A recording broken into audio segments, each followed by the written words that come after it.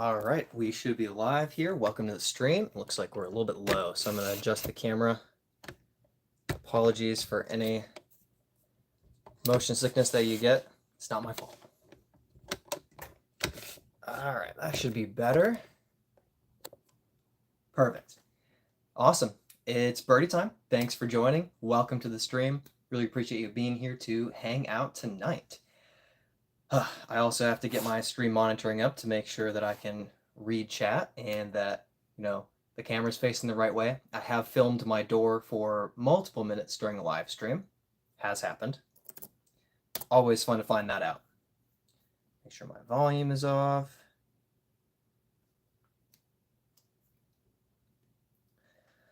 Okay. Well, I played a tournament today. Well, I should say this weekend. I played a 2-day tournament. It was almost good. It was almost good. I really had a few just terrible shots yesterday that really put me behind the 8 ball. I was 5 shots back going into the round today, 5 shots back of the lead, and I ended up 3 shots back of the lead. So I jumped up to second place. That was really nice, but just, not quite great. Not quite good disc golf. Just okay disc golf. Just slightly subpar. Actually, I think I played 1 under par, so barely subpar. Hey, Zach is here. Hey, nice zone. Looks like Luke's. Yes, so I have a bunch of different discs, actually. Marcelino, heck yeah, thanks for hopping on, man. Looks good. Got your first tournament coming up in August. Got any tips? Yeah, brush up on PDJ rules. Just kind of glance through the official rules, and you don't have to understand literally everything, but make sure that you understand how your lie works, how putting works inside versus outside the circle, how scoring is going to work, penalties. Make sure you understand out of bounds versus hazard if your course is going to have it. And then otherwise, just kind of practice the course a couple of times. Get familiar with it. Realize, which tee pad are you playing? If there's 2 tees, do you have to throw a mandatory left of or in between a set of posts or trees? Stuff like that. If you kind of know the course, then you're going to be a lot more confident going into an event where you're competing. If you step up to the tee pad and you're like, I played this yesterday, I threw my zone and I got to 30 feet. I'm going to try to get it a few feet closer. So those are kind of my basic tips. I actually need to make a tournament tips video. It has been on my list of videos for months, probably almost a year. What's the difference between a hazard and an OB? Excellent distinction. So a hazard is an area that you get a penalty stroke for going into, but you play from where it lies. So this is usually not water, but kind of like the idea of a sand trap, a bunker. So a lot of times there's just kind of stakes or painted lines that will denote that it's a hazard area. It's not as common as OB, out of bounds is much more common. But when you do go into a hazard, you disc is with a penalty stroke. So your second shot is actually your third stroke. With out of bounds, the big difference is you don't play from out of bounds. You're actually not allowed to. So you can't even say, oh, I don't mind playing from here. No, you have to actually bring it back in bounds, either the spot that you were last in bounds where you crossed, or if there is an optional drop zone or a mandatory drop zone on the hole, or if you're on an island hole and you need to stay in bounds, sometimes you have to rethrow from where you were. Those are pretty rare, but they can happen. Let's see. Those are the main things for out of bounds. Yeah. Yep, those are the main differences for sure. Yeah, man, I hope it goes really well. Get some practice in at the course if you can. Get out there and kind of learn each of the tee shots. Pick your disc for every hole. And then let's see, what other advice do I have? Just going to get the camera a little bit closer. Other tips that I would have for your first tournament, I would say take it easy. Like, you want to have fun as well as do your best. Take your medicine if you're in the middle of the woods and you think it's possible that I chuck it through 8 different trees and make it to the basket. Or I could throw it 20 feet to my right out in the open. She'll probably pitch out into the open. If you have really, really risky putts, probably lay some of those up and just take pars or single bogeys, and you'll probably play, pretty well relative to the field if you're making smart choices. Yeah, otherwise, just have a good time. It's exciting. All right, dude, at the course, need some score goals. Is this your 9-hole ace the last hole to get to 7 down course? Because I'm thinking 8. I'm thinking 8 down. Ooh, I need to start a poll. I didn't make a poll. What am I doing? Yeah, I say 8 down. That's the way to go. Anybody have any suggestions for a poll that we should run here? It's been a minute. I should have written it up beforehand, but I was kind of distracted. I was actually editing a video for my gaming channel, almost done, coming out soon, and also I ate dinner really late. I think I finished eating at like 6:21 p.m. and I was like, shoot, I have my live stream in like 8 minutes. I just finished eating. I need to clean up. I need to wrap up what I'm working on. I need to text people and tell them that I'm unavailable for the next 3 hours. So that definitely happened. But here I am. So we're good. Yeah, for sure. Be pretty much playing that course exclusively until the tournament. Heck yeah, that's the way it's done. Yeah, just don't be afraid to throw, like, take a practice round. Don't be afraid to throw 3 or 4 shots on some of the tees just to kind of figure out, do I like, I'll just go with Discraft.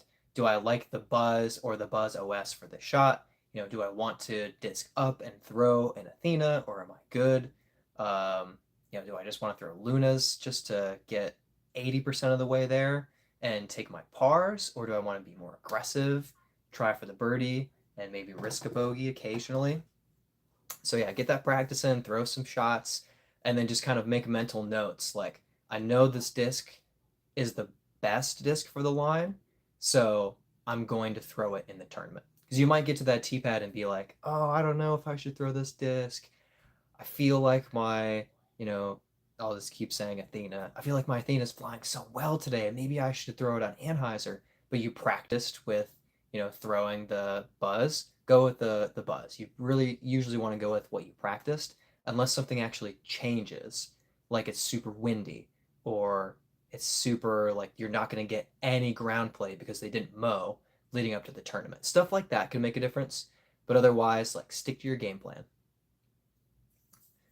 Marcelino, buddies and I have been playing for about 10 months and are just excited to try a tourney. I feel like it's going to teach me so much and take my game to a new level.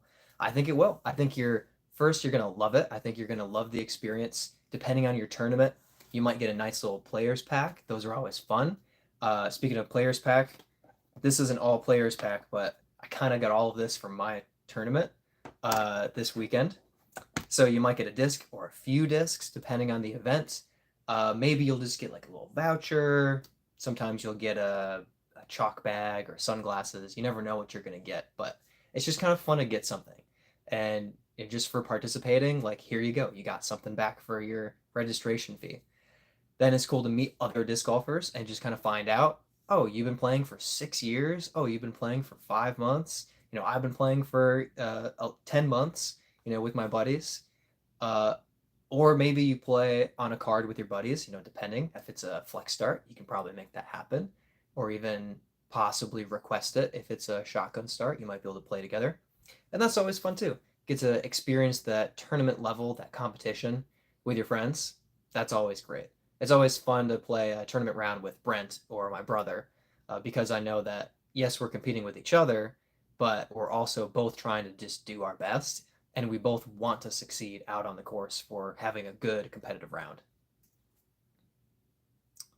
K8 says Greg screen, misspelled green screen, which is most certainly not a green screen. I have a bunch of disc golf discs in my collection, including everything that I got from this weekend and last weekend. I have discs off screen. I have a huge stack of putters over here on my secondary storage.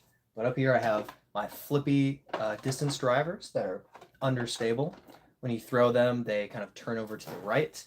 And then I kind of move on to the more overstable stuff, like this Calvin Destroyer, which when you throw it, it goes to the left, or when I throw it, it goes to the left, I should say. Then I have mid-ranges over here, and then I kind of have my signed discs, like professional players who have signed my discs. I have that kind of collection down in the center here. And then down here I have kind of just super cool stamps that I really like. This one's my Rocket League stamped Force, which I've never thrown. It's just for the shelf. And actually, I just got a new Buzz OS, which is a flag stamp. These are pretty cool. You can get zones, buzzes, and captain's raptors, probably more discs, but it's got that like flag stamp to it. Pretty cool. Looks like a green screen. Yeah, well, I get green screen every once in a while. I usually get What's with the Plates collection. That one I get a lot. Most people don't recognize that it's disc golf discs. A few people will be like, wow, you love frisbees. Yeah, similar to frisbees for sure. Definitely subscribing. Yes, heck yeah. Works for me. Awesome. But yeah, so I should probably put this back. I try to keep them in order. It's not really like a big deal because these are kind of my extras. I take 20 to 22 discs with me out when I play a course, and actually I have a spare stack in the garage next to my bag of maybe I'll throw these on the course or I need to test these out and see how they fly. But I have about 20 discs that I take with me when I play a round of disc golf that I'm always throwing, and then all of these are spares. So I lose a disc. For instance, I just lost one of my blue Enigmas. I have like 5 extras of this specific disc just to replace them if I lose them. So this is one of those replacement discs. Just kind of sitting there in case I need it.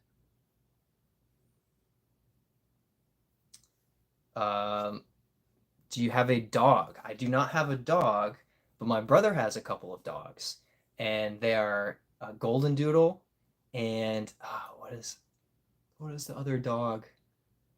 I forget what genre of dog he is, but they're very cute and very snuggly, and they're fantastic dogs and pretty well behaved, I should say.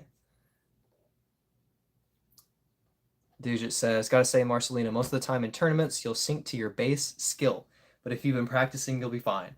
That's what I did this weekend. I sunk down to about my floor and played at that level. I played a little bit better today, and actually, like, for all my complaints, I actually had the best MA1 round today by like 2 shots. But honestly, like, I did not play well. I think we all play bad, and I just happened to play less bad than everyone else. So it's kind of a frustrating weekend. Definitely slipped away. Like, I could have won and just took second place. But I got 25 bucks in vouchers for playing in my players pack. I got 38 bucks for taking second in merchandise credit.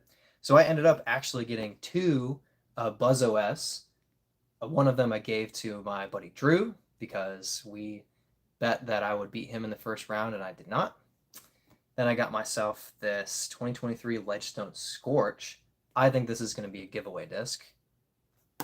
Then I got this Ice Bowl No Wimps and No Whiners stamped rock. It was like $5, so I just threw it on top. Then I found this G-Star Thunderbird, which is actually fantastic. Like, this is a really cool disc. $5 also. That was really, really awesome. And then another rock, I think. A Pro Rock KC. Just a random, like, I had to throw an extra $5 on the disc selection, so I used it up on some of those. And then because I beat my buddy, same buddy who beat me, I beat him a few weeks ago, I got his. Doc is going to love this. Partially see-through test flight zone GT concept. Very, very cool. How many do you have look like so many dish plates? I told you I get plates. I told you. So these are all disc golf discs. So these are all like similar to frisbees. They're designed to be thrown, but their flight paths are very different. Like a frisbee, here, I'll show you. So this is a frisbee, and this is a disc golf disc. You can see how it's designed to fly faster and farther than a frisbee is designed. And I use them on the course when I'm competing in tournaments. Dog loves frisbee. Heck yeah. Dude, I've seen disc golfers that take their dogs out and their dogs just rip down the fairway every time they throw, having a blast. It's really great to see. Dean, oh gosh, I need to fact check who this is before I just read chats out loud.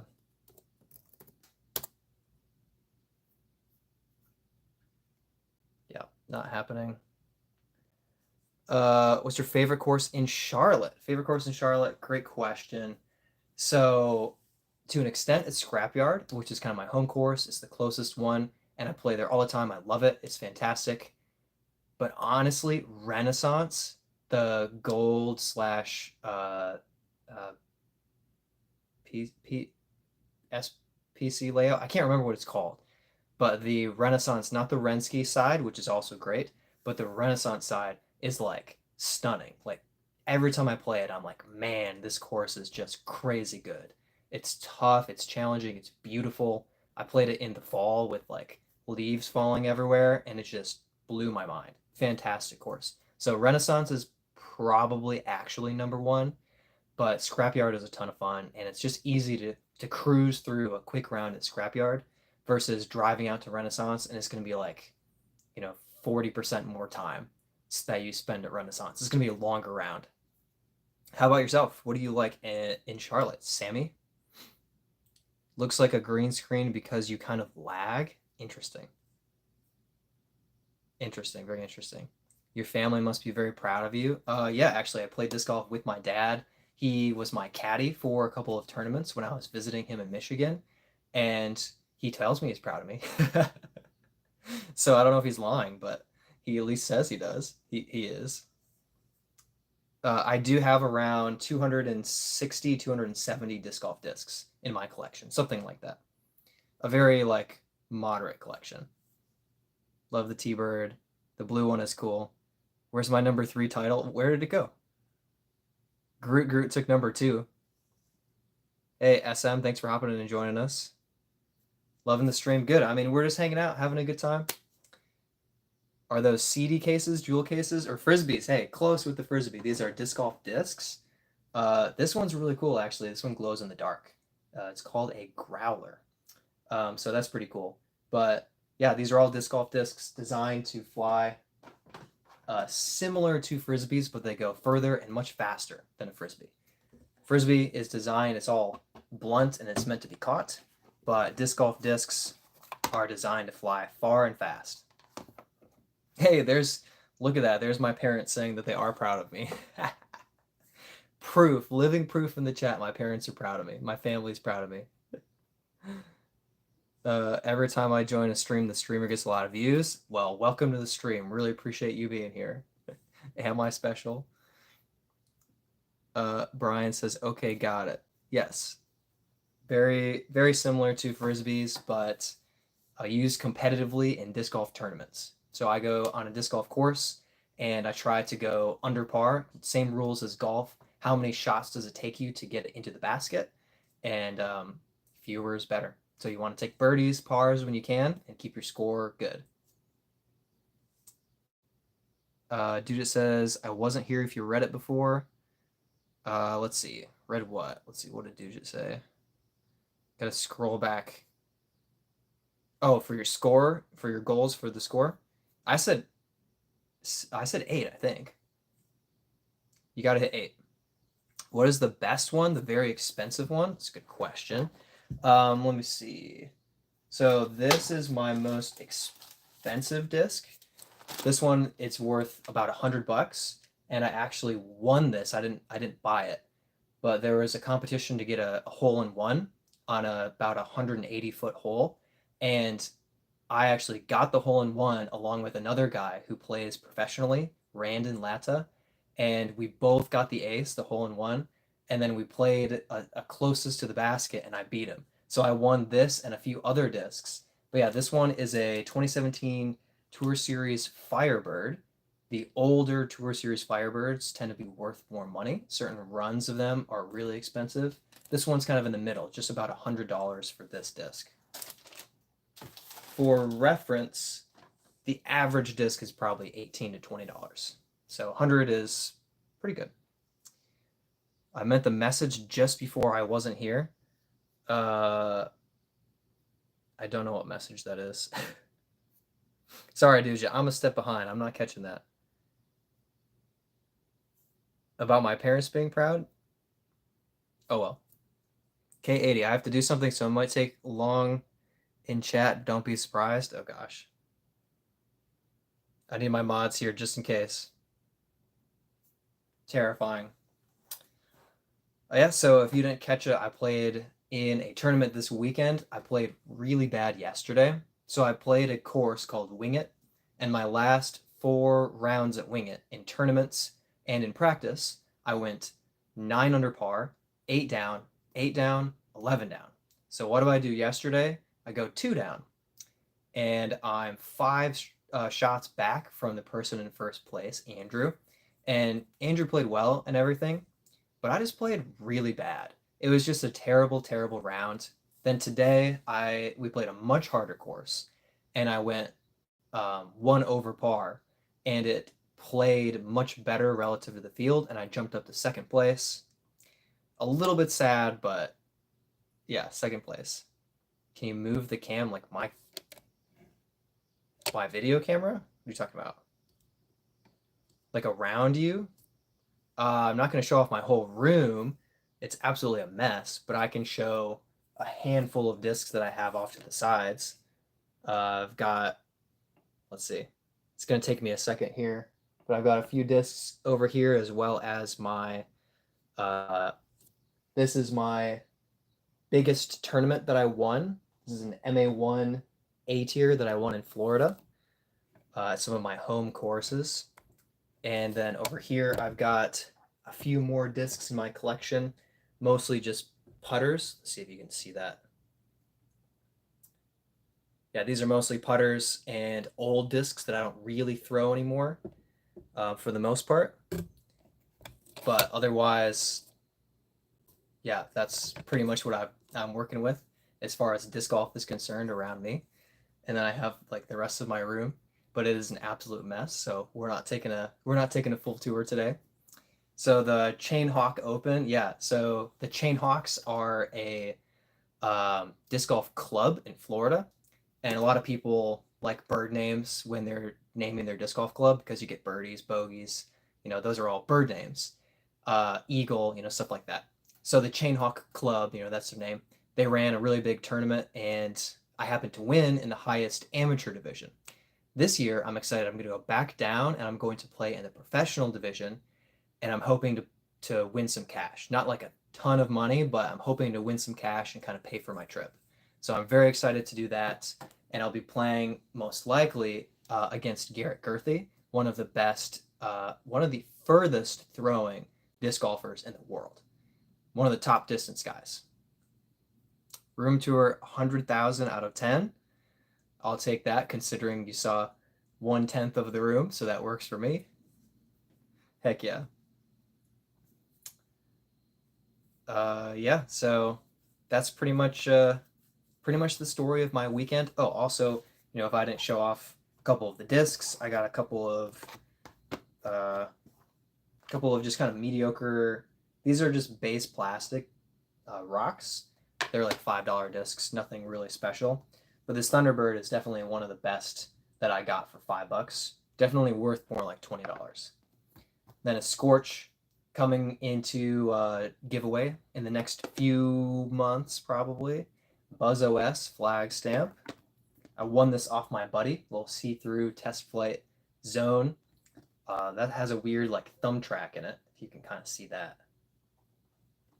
And then these two, also for upcoming giveaways, have a Rolo and a Mamba. Halo Star Rolo and Mamba. Dujet, these are discs you are not going to want. They're very, very flippy. Squeaky says, what is your farthest throw in a tournament? Farthest throw in a tournament was at Toboggan. It was downhill, and it was 550 feet. So that's my furthest throw in a tournament. I did not birdie that hole, unfortunately. I thought I was about 40 feet closer to the basket than I was, and I left it short. So that was very disappointing. That's my furthest throw just in a tournament at all, period.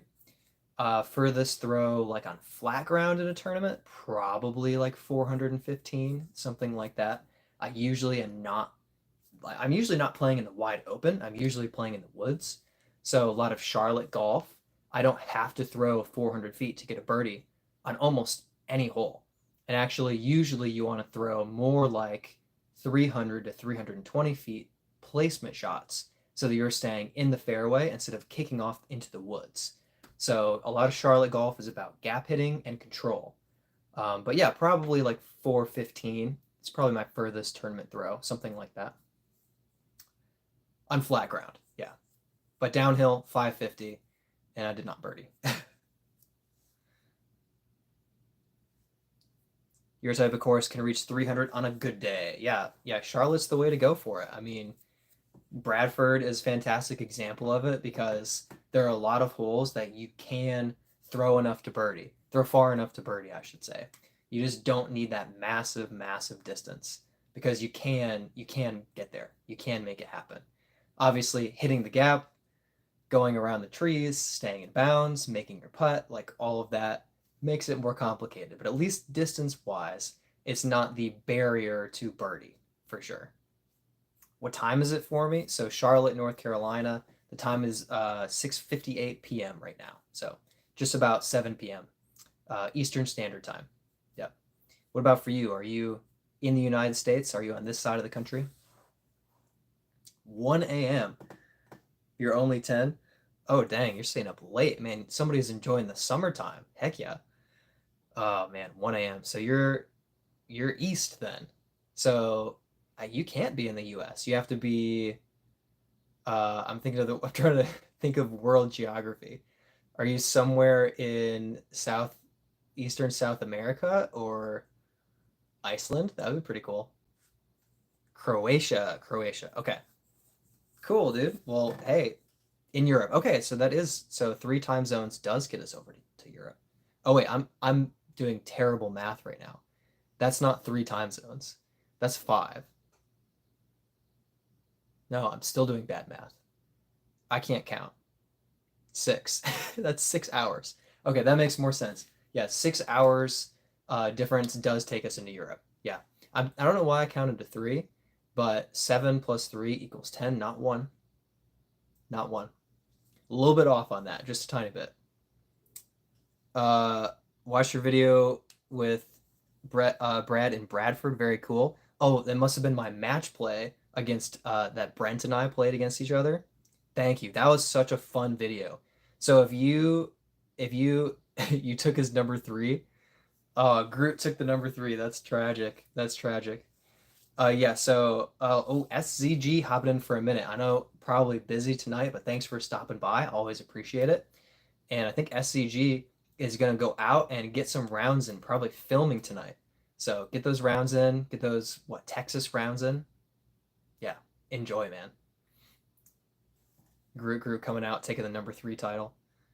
Thank you for subscribing. Everyone who subscribed, thank you. Really appreciate it. Always appreciate it. Can I get mod? So I will hand out mods, but I don't know if I've ever done it on the first time that somebody joins the chat, but I do live stream every week at this time. For you, it's gonna be like 12:30 a.m. to start, so that's probably really tough for you. But if you come back and you're behaving yourself and stuff, then sure, I'll definitely give you mod. But I don't do it on the first time, just in case. Yeah, just try to be cautious with that. Squeaky says, you have a super bright soul. Keep grinding. Think you'll make a great disc golf commentator one day. Wow, thank you. I really appreciate that. That would be a lot of fun. I would definitely need to really, really study players and make sure I have all my terminology straight. But I think I could handle like casual commentary. I think I would do pretty well at. Like if I had like a C tier tournament or like a junior tournament, something like that, where they don't necessarily expect there to be any coverage or anything. That would be a fun opportunity to try to do some commentary for it. So I feel like I could do a good job, but no one would expect it to be like professional level first try. But really, thank you. I appreciate that. That's very encouraging. SCG says, got too hot. I'm in for the night. Might do some homework later, but gonna stick around for a little bit. Yes. Heck yeah. Wait. No, I'm sorry that you can't disc golf. Dang, I'm really torn. But I'm glad you're here. Really appreciate you sticking around. Yeah, get that homework done. It was pretty hot here, and let's see, it's a couple. You're 1 hour earlier, I think. So it's 6 p.m. for you. So it's gonna be pretty hot still. It's definitely gonna be hot. I think it hit 92 today here, and that's warm. That's warm. 92 degrees Fahrenheit. Uh, so for you in Europe, that's really warm. That's like 30. Uh, what's the Celsius?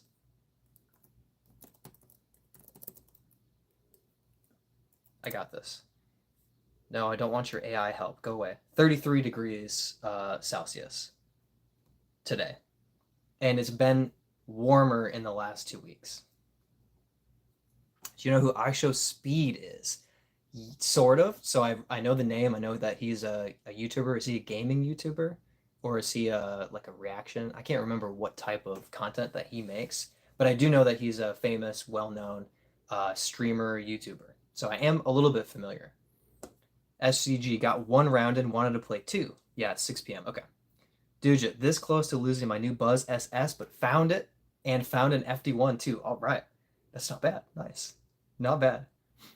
JS, if you almost won a tournament, you couldn't have played that bad. Haha, I respect the humbleness. Yeah, so it's kind of a both and because today I did play well relative to the field, but yesterday I played really bad. Like, it was kind of pathetic. Like, it was pretty terrible. Uh, but also today everyone struggled. So I had a full opportunity to win. Like I could have, like I'll put it this way. I spit through a 55-foot putt and I hit metal, I think for birdie or par 6 times today and missed. And I was in second place by 3. And some of those were like I should have been closer. Some of those I should have made the putt. Some of those I just had a bad tee shot. So it's like I had the ability to win. I really did. And I kind of just didn't seize it. I just kind of let too many little mistakes happen. I let too many opportunities pass me by. So it is kind of like, to be honest, like I didn't play well for my ability, for my standards. Like my rating is 965. I played a 938 rated tournament. So I didn't play well. I didn't play at my kind of level, at my standard, but nobody did. I Even the guy that won, I think he played below his rating too. So we all kind of struggled. In that circumstance, I should be able to win. And I'm grateful that I took second, but it's frustrating to have so many strokes left out there. Like so many. I think I would have taken like second to last in MPO or something like that. No way, I did beat my buddy.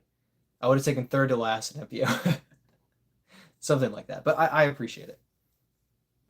You watch Speed live? That's fun. 32 cell. Yeah, that was a SCG. I did the calculation at 33.3 repeating. So 32 for the guess was darn close. Dude, it says, funnily enough, found like 2 of that guy's discs. Dude, that I've absolutely done that. Ocala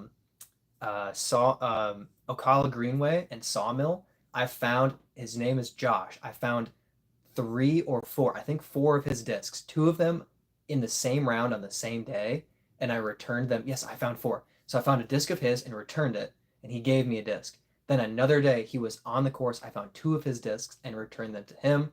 And then I found a disc of his on another course and returned it to him weeks later. So like that poor guy, when I left Florida, he started just losing discs all the time because I was the guy who was finding them and returning them to him. That's funny, man. You found like 3 of that guy's discs. K80 says, "You're so handsome, bro, is alpha male." No. Well, I appreciate the compliment, but I don't think there's anything alpha about me. Don't think so. He's an everything streamer. Okay. Need some good questions I can ask in my TikToks. Can't think of anything new and good. Got any ideas? So this is disc golf TikTok stuff like, what's your favorite disc? What's the furthest you'll throw over water? That's a good question. I don't know if you've asked that one or not, but like, what's your water carry limit? Like, when do you say, no thanks, I'm just not throwing? That's a good one. This guy's name is Josh too. Dude, that's hilarious. Josh is just out there losing discs across the country, and Dugit and I are finding them for him, texting the guy and being like, man, we found another one. I hope you want your FD1 back. That's so great.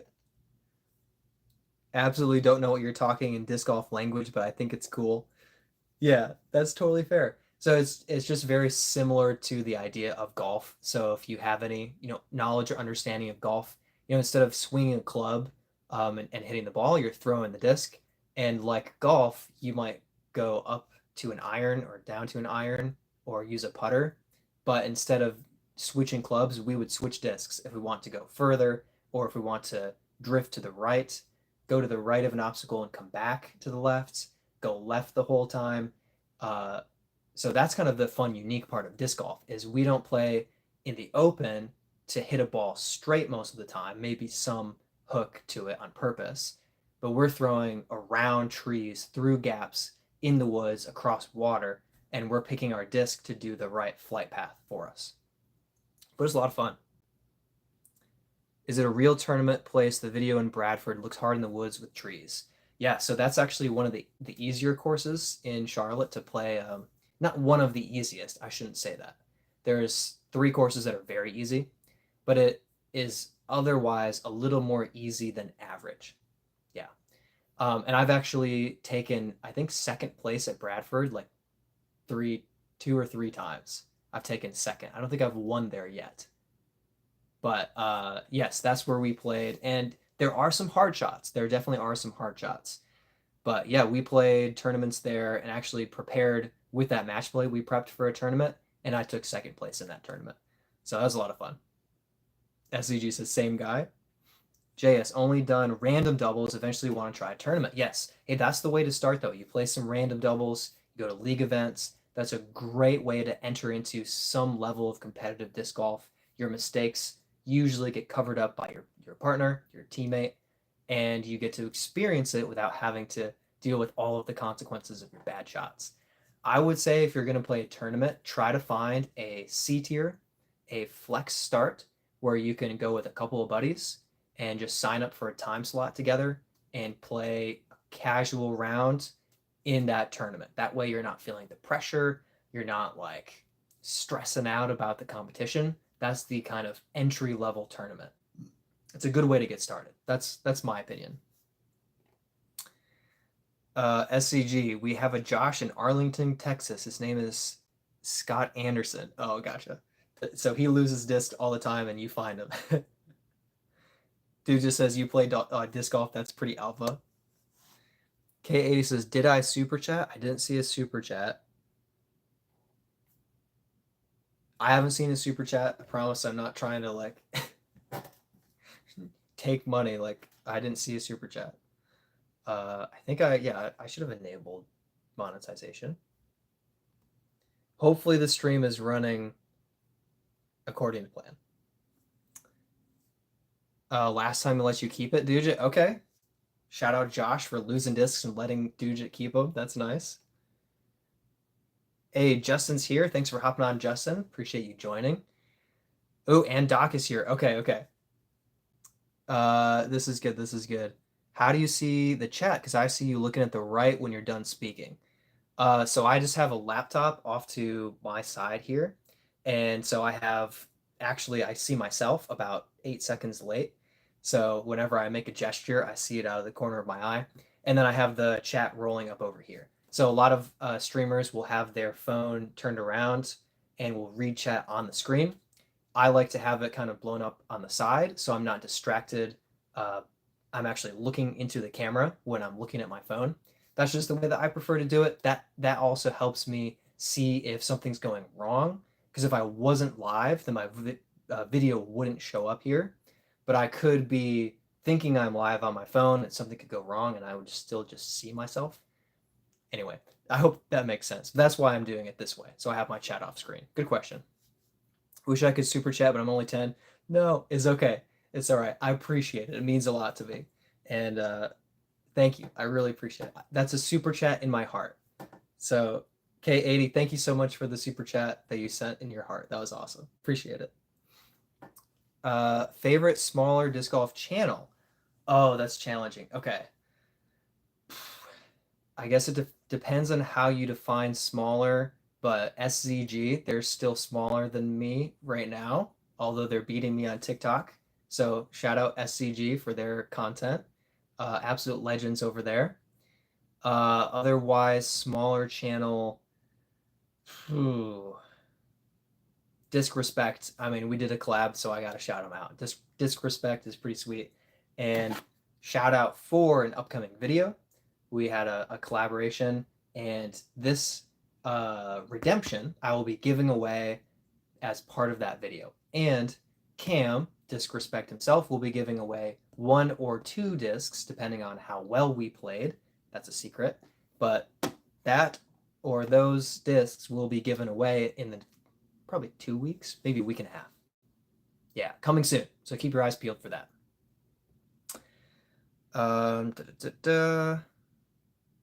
Gurmeet says, hi, brother. Hey, thanks for hopping on and joining, man. Wookie says, it's running. Good. Dude just says, if you're 10, grab some base plastic and become the next Ganon. So Dude saying, keep that super chat and take it, go buy a cheap disc. Like I got a couple of discs for $5. So get yourself like a cheap disc and go try disc golf out for the first time. You'll love it. Also, it's kind of hard to throw a disc well. So start with a mid-range or even a putter, just something you can throw kind of like a frisbee. Yeah, that's my recommendation. Where am I from? I am from, right now I live in Charlotte, North Carolina. So United States, eastern side of the United States. But I grew up in Michigan and I lived for 3 years in Florida. And I've really liked Florida. But Charlotte has better disc golf. So here I am. W channel plug for SZG. There we go. Super chat, Donald Trump's net worth. Oh my gosh. I'll take it. Mental super chat. Thank you. He's a kid. You need to tell him to go to sleep now. He said it's 1 a.m. It's summertime. I'm not responsible. Not responsible for other parents' choices about their kids. So if you want to stay up late and your parents are okay with it, that's great. If your parents are not okay with it, you should go to bed. Either way, it's cool to meet you. And I'm glad we've been hanging out for a bit. Squeaky subbed. All right. Are you referring to the first run open today? Yes. So I played MA1, and that is the tournament I was talking about. So I played so bad at Wing It. For me, for MA1, painfully bad. I just had so many. I've never had so many bogeys. I've never had 5 over par strokes at Wing It. Huge struggle. And then I did play better at Angry today, but I kind of just let too many little things happen to take strokes away. End up in second place.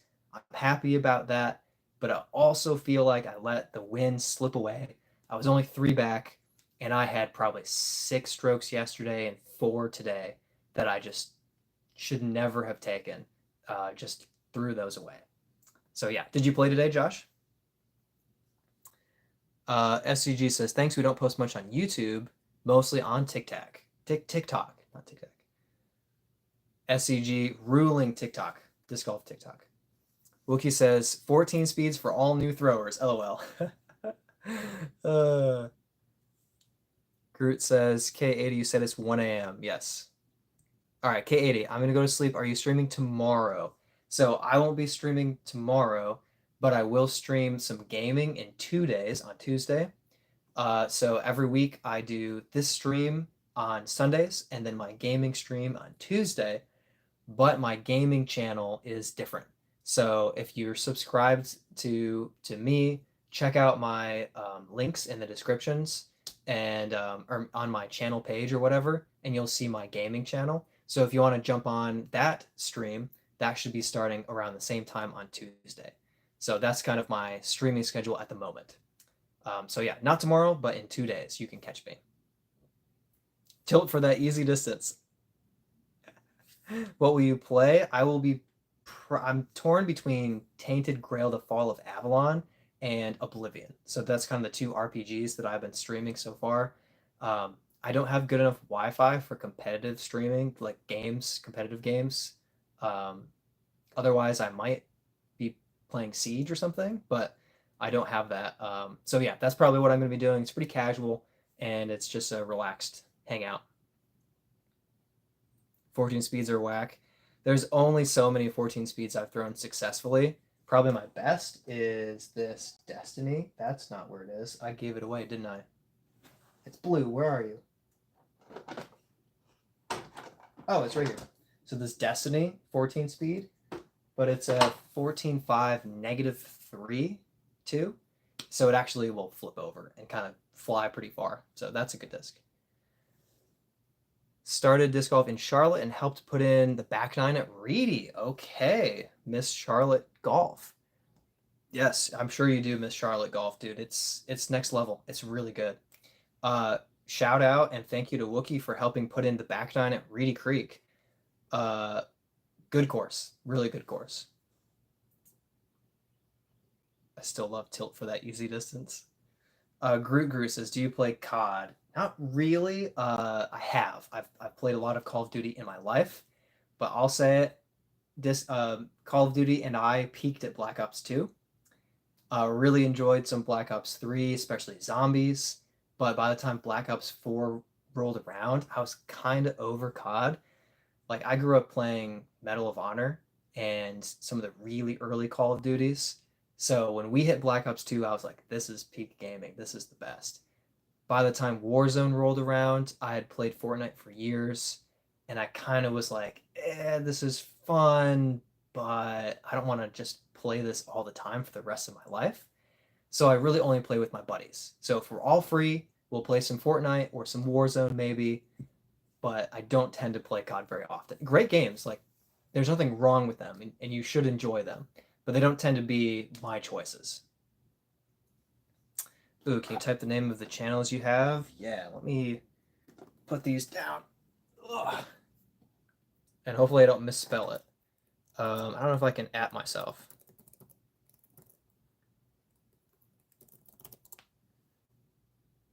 I don't think that worked. That's close enough. You should be able to find it from that.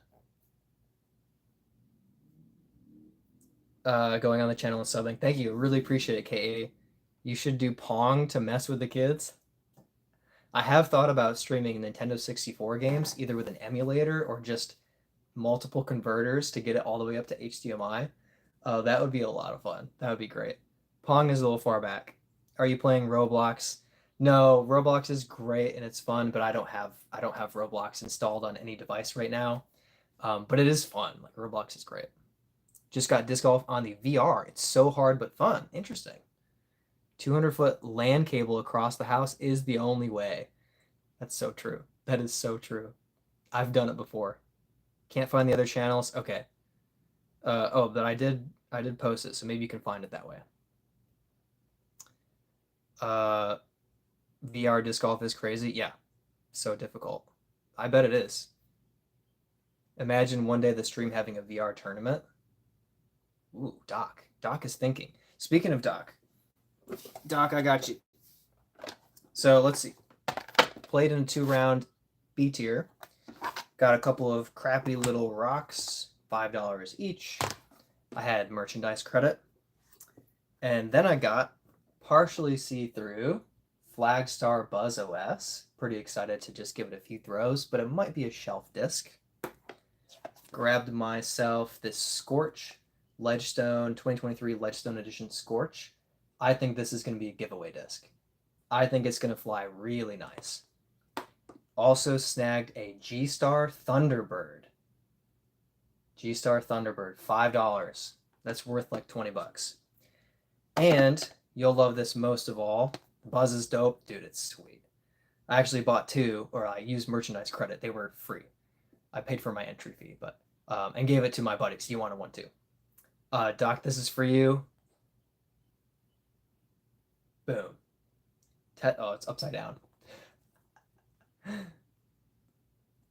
Boom. See-through test flight zone GT. Heck yeah. Oh yeah, he likes it. K80, see you in 2 days. All right, man. Hey, really appreciate you hanging out for a while. Get some sleep, but catch you in a couple of days as well. Yeah. Also got a Rolo and a Mamba for upcoming giveaways. Eventually. I don't know when I'm giving them away. I have a lot of giveaway discs just kind of sitting over here waiting. Let's see. VR is fun. I don't own one, but I've tried before. Yeah, especially like PlayStation VR has gotten some good games for sure. I've enjoyed some like Beat Saber and stuff. Wookie, have you played the new Squirrel Lake? Yes, last week. Um, right? I think I played. Hold on. I want to triple check that. I believe I played last week. That's not an S. Make sure I spell squirrel right.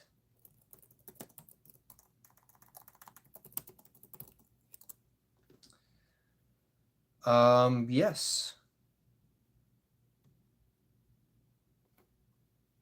Just played it a couple of days ago and shot 8 down. It was solid. Solid. Definitely could have been a little bit better, but it was also fine. Like I played well enough.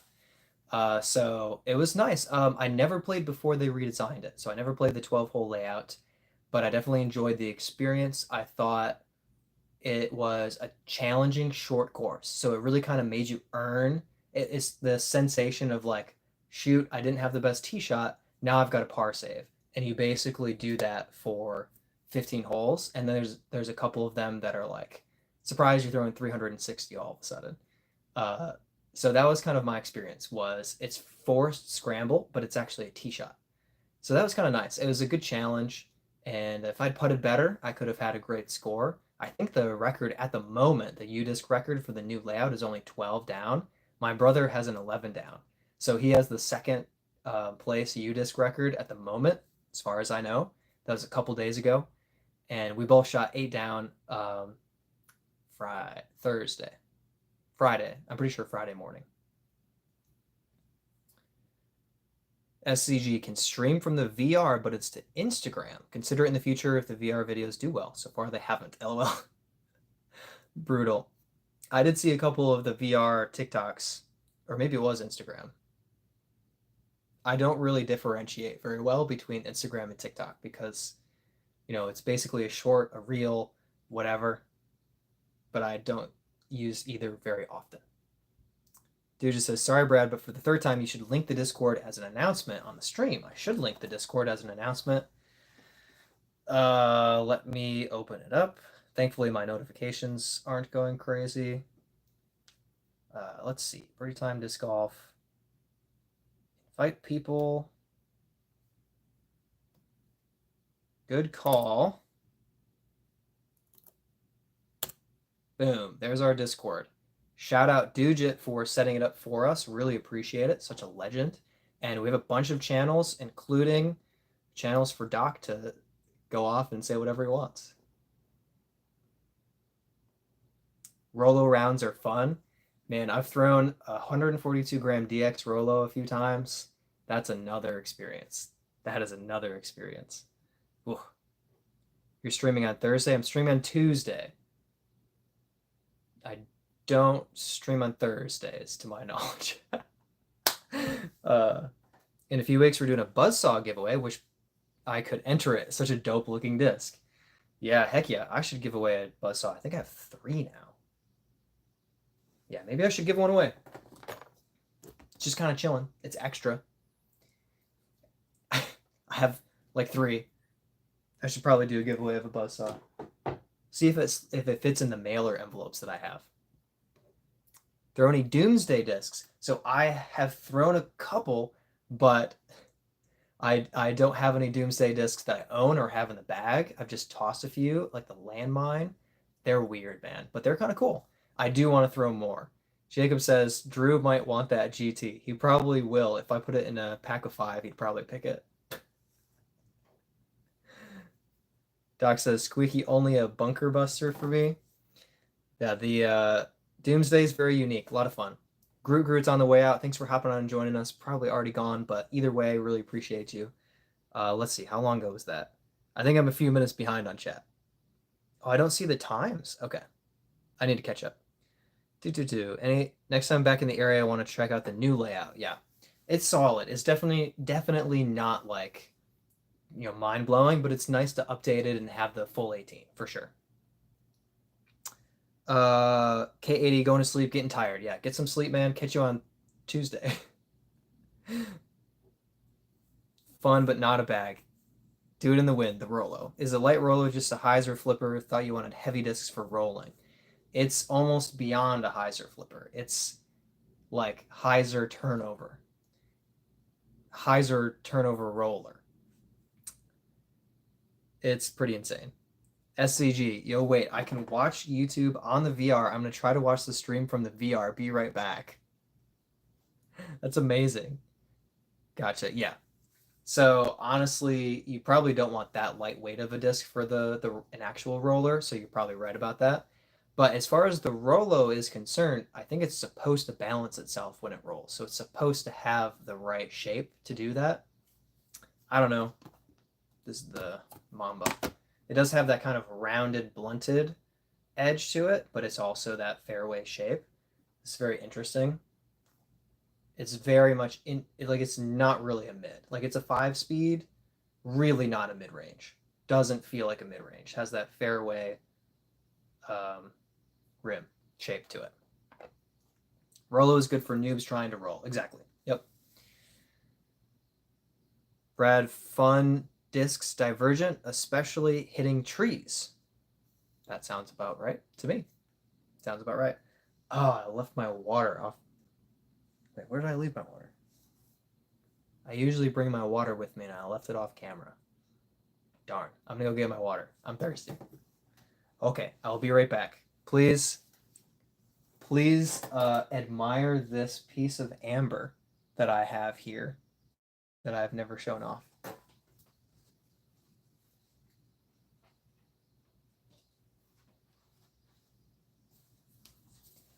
Okay, I am back. I hope you enjoyed the piece of amber. I wish I had a light to put behind it. Actually, hold on. Oh gosh.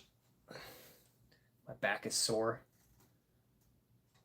This is really cool. Shout out to my buddy Blaze. So that is his real name. So this is a piece of amber. Really, really cool. He got this for me after visiting. And where's the on button to this? It's really like cool how you can see through it once you have the right light source behind it. Oh, that's not really looking good. All right, let me see. And that's not the experience I thought it was going to be. Flashlight is too bright, as it turns out. But anyway, it's see-through and it looks really cool. That was an experiment. Hey, K80 joined the Disc server. Awesome. Thanks for joining the Discord, man. Now get some sleep, get some rest. It's early or late. I mean, whatever. It's really late. Makes an awful noise hitting trees. Interesting. Grab a glow magician for a surprising fun 6-speed. Magicians are fun. Magicians are fun. That's one of the first discs that my buddy Colin threw, and he loved his magician. I threw it a few times. All right, good night, K80. Thanks again for hopping on, man. Appreciate meeting you. Get some sleep. See you in the next stream. Jackson says, "What's up? Awesome. Thanks for joining us. Appreciate you being here, hanging out." K80, aka Discord, but without the ORD. I get it because it's a disc golf channel. That's good. See you on the next stream. Get some sleep. All right. Getting some rest. So I'll just do another quick showing. A couple of cool discs coming for a giveaway soon. Don't know exactly when.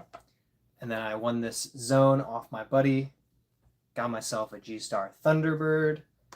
Another giveaway disc upcoming, the Scorch, Tour Series Scorch. And then the Creme de la Creme Buzz OS flag stamp. Oh yeah, super cool. Got most of these for my tournament this weekend. K80 is already asleep. Seriously, good night. Awesome, good night. Doc says, oh, by the way, I believe Terry Mills sells disc shipping envelopes. Yes, he does. Terry Miller I think that's what he got started on before he was even doing footage. I think he had his disc box. I think is what we called it, the disc box, right? Is that what he called them? But yeah, the packaging for shipping discs. So what I use is just like I'm massive ordered like 100 of the like bubble envelopes, and that's what I've been using. But they're a tiny bit small, so mids and putters don't really fit very well. It's got to be a slimmer mid, so the buzz might not fit the buzz saw. So that's kind of the like struggle is, ooh, will it squeeze in there or not? Drivers are usually fine. Weirdly enough, drivers not as big of a diameter as mid ranges a lot of the time. Yeah. Disc box is the cubes. All right, peace out, K80.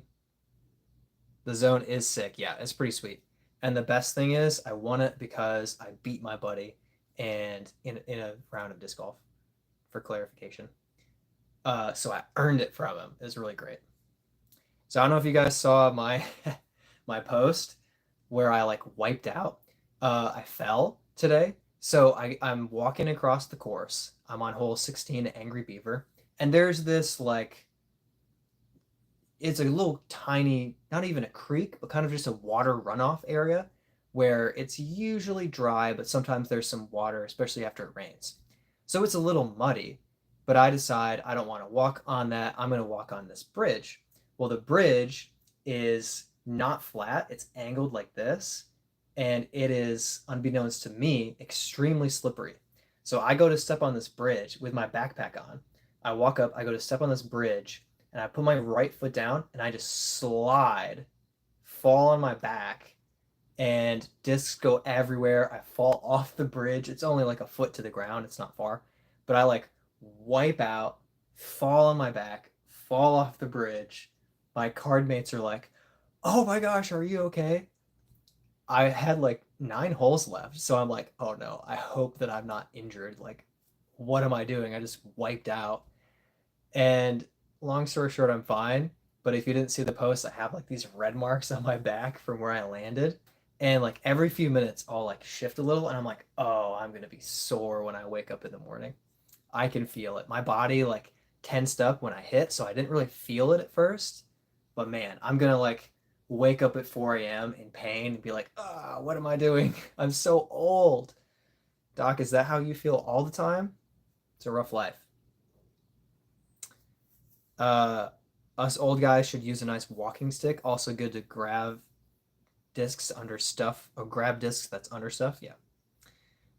Ooh, SCG watching from VR. Such a jerk. All of those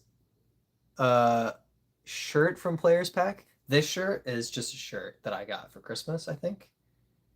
Are you saying, did I get a shirt from the Players Pack for this tournament, the first run open? I did not, if that's what you're asking. I have gotten shirts from Players Packs. Yeah, SCG enjoying the VR. Hopefully I didn't make you motion sick there. Doc fell while fixing curtains with ankle under me.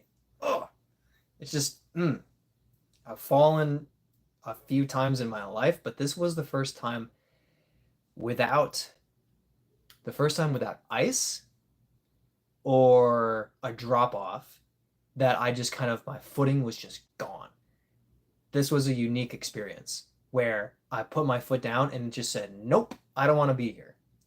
Like I grew up in Michigan, so slipping on the ice is kind of normal. You kind of expect it to happen every once in a while. And yeah, I've stepped off of things and not realized there was a drop off and like tripped and things like that. But this is probably the first time where I just put my foot down and there was just no friction. My foot just goes whoop. Like if you see the picture on my post, I put my foot down and you can see about a foot and a half to 2 feet of like this little scuff where my foot just goes whoop, and then I just slipped and flipped and landed on my back. Oh my gosh.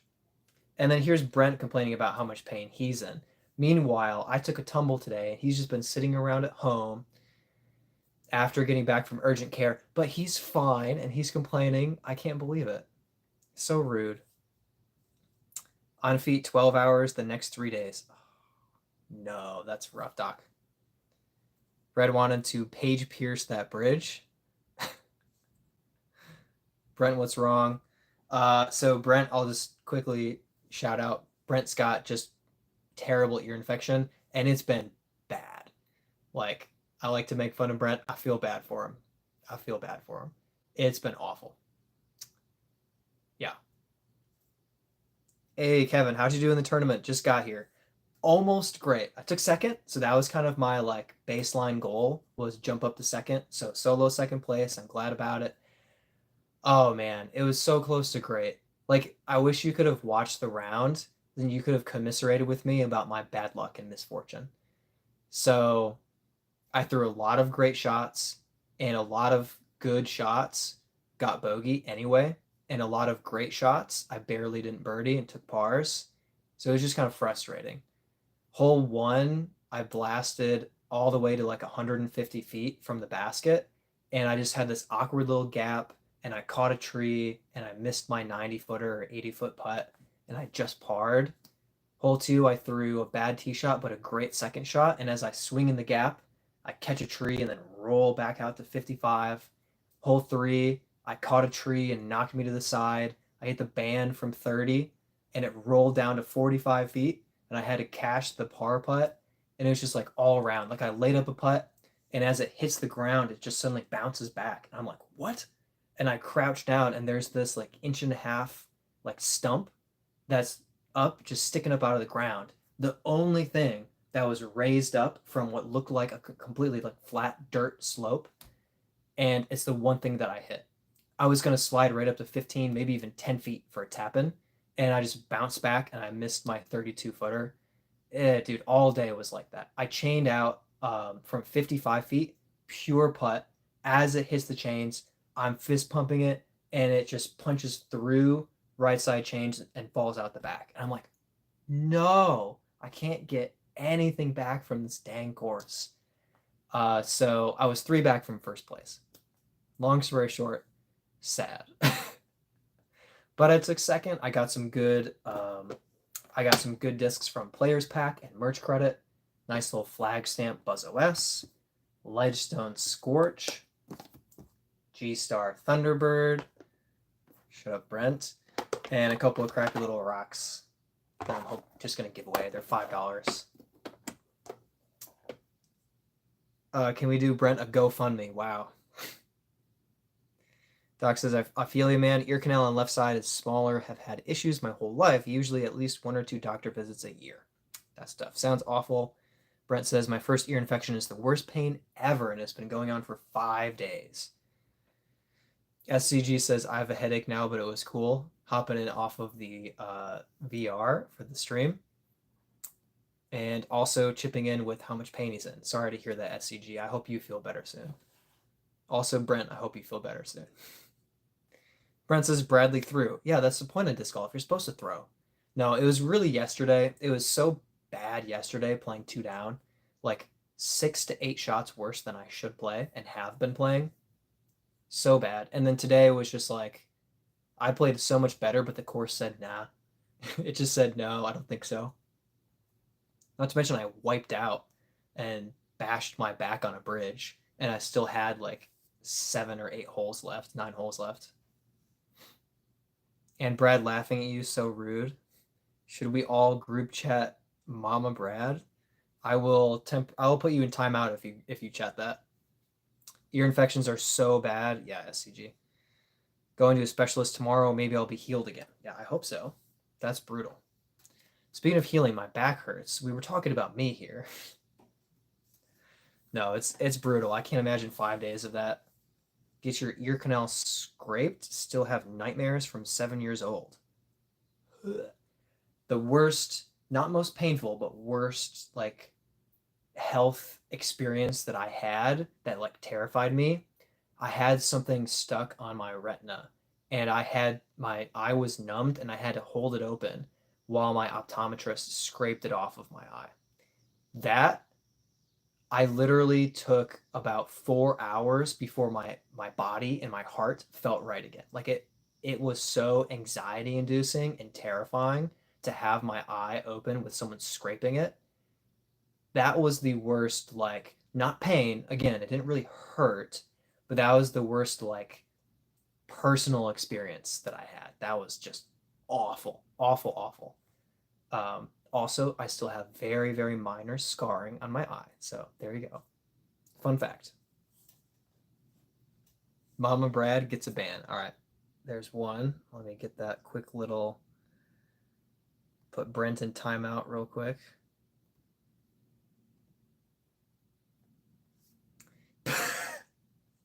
I put Brent in timeout and then it deleted all of his chats. I didn't realize it was deleting all of his chats. Oh, Brent says that he misses disc golf. That's one of his deleted messages. That's a nightmare. Yeah, dude. Ear scraping would be a nightmare. Eye scraping, nightmare. Brent says that's so rude. I'm still number one. Put him in timeout and he's still number one. That's hilarious. Hey, Squirrel Hunter, what's up? Hey, thanks for hopping on and joining us. If you didn't hear, took second in my tournament, almost played great, had a chance to win, but I played so bad yesterday at Wing It, and I played good, not great today. I could have won, didn't, but congrats to Andrew. Nobody was even that close to him until my last couple of holes and his last couple of holes. He ended up beating me by 3, but like he was 5 or 6 strokes ahead of everybody for the entire like second round. So he never had to like push for birdies. And so he could have had a better score probably if he wanted to. Oh gosh. You erased Brent. Yep. Took him out for a few seconds. He's back quick. It was only a 10-second timeout. So everybody, the punishment was very light for Brent. Eye is the worst. Yeah, it's terrifying. Hashtag Team Brent, everyone light a candle. He's already back. It's okay. He's already back. Yeah, speaking of hashtag Team Brent, watch that match play round if you want to see some of Brent's highlights and him just absolutely dominate a course. Watch the match play round that I had with Brent. It's fantastic. You're going to see Brent shine like never before. Really some amazing stuff happened in that round. So seriously, watch it if you haven't. I would say it's currently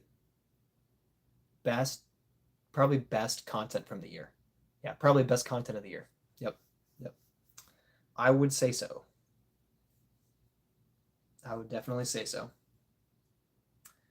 Let's see. Squirrel Hunter, how are you doing? What have you gotten any disc golf in it this weekend or in the last few days? Brent says, what was best content? Probably my April Fool's round. That one was a lot of fun. Ace Challenge, Brad versus Brent. That's a good idea. I haven't had a whole lot of success with my Ace Challenge videos. I did a Stay Till I Ace. Honestly, it was kind of boring just to watch it myself. And then I had like an Ace race with a buddy where you got points for hitting metal. And then we instituted a longest putt. So the more discs you threw, the longer, potentially your longest putt was going to be. But if you made your longest putt, you got extra points. We had a lot of fun with that, but the videos don't really do that well. So I don't know if I have that desire to really put together like Ace Challenge videos. It'd be fun to do something. I guess I need to watch more inspiring Ace Challenge videos and steal their moves. Brent had my left ear near the phone, and that's my clogged ear. So best content was probably excuse me. If that's what you're saying, my best content was probably my April Fool's round. Also, my putting tips video is pretty good, I would say. I put a lot of effort into that, and that turned out well. Yeah, shout out to me. It's not that good, but it's decent. It's decent. Brad will win, but I would do it. I do tend to push well in like ace race sort of things because I do a lot of extra tee shots, and going for an ace is a lot of fun. Every 20 runs, move up X number of feet. Okay, that's fun. We get to 90 and I'll cash that putt soon. I think from 90 I hit 1 out of 20. Last year I was hitting 1 out of 10 from 85 feet. That is probably no longer the case, but I was doing that. Squirrel Hunter just played today, shot 13 down. Holy moly. Somebody's on fire. You should play. You should have played tournaments this weekend. Ace Run or First Run Open. You'd have trashed people. No, that's cool, dude. That's awesome. Was it like a fairly easy course or like a pretty tough course? Did you just absolutely shred? How did you feel about your round? Best Brad content. Anything with Brent. Oh, 20 minutes, not 20 runs. Okay. To be fair, he typed MUNS, which is one letter off of MINS, minutes, and RUNS, runs. So I really had no idea if Doc was talking about time or diarrhea, but I assumed that he was talking about how many throws it was taking. My bad. Doc has the most fun with me in his videos. Hard typing on phone. Doc, you're typing on your phone for all of this? You wild card? That's insane. I guess it makes sense. I think that was Brad's worst 2 rated rounds in the last 3 months. Actually, today was fine. Today was 975 rated. Yesterday was 928. Something like that. You know what? I think today's dropped to 972. But it was above my rating. It was really fine. Like today was fine. Just fine. But 4 shots better would have been great. I really felt like I was on pace to just shoot like a 4, 5, 6 down and didn't. Really just kind of fell apart. Really sad. Forgot you did better today. Yeah, today 971 rated. Okay. Yeah, today I what am I saying? Today I played well relative to the MA1 field. So this is funny. MPO was all still finishing up their round when we submitted our scorecards and I came in at +1. I was leading in MA1 for the round and I had 1,001 rated round. By the time MPO finished and dropped all of their scores, my rating went from 1,001 to 971. So I dropped 30 rating points because MPO played decent and my brother played really well. So thanks a lot, Jacob, for that one. Appreciate it. Jeez, he had to go win a couple $100. What a jerk. So that was interesting. If we had just played a whole different so that we were rated separately, I actually would have rated really well today.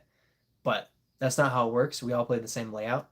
And a couple of lower rated people, I think, played really well too. So there's that. Modem busted.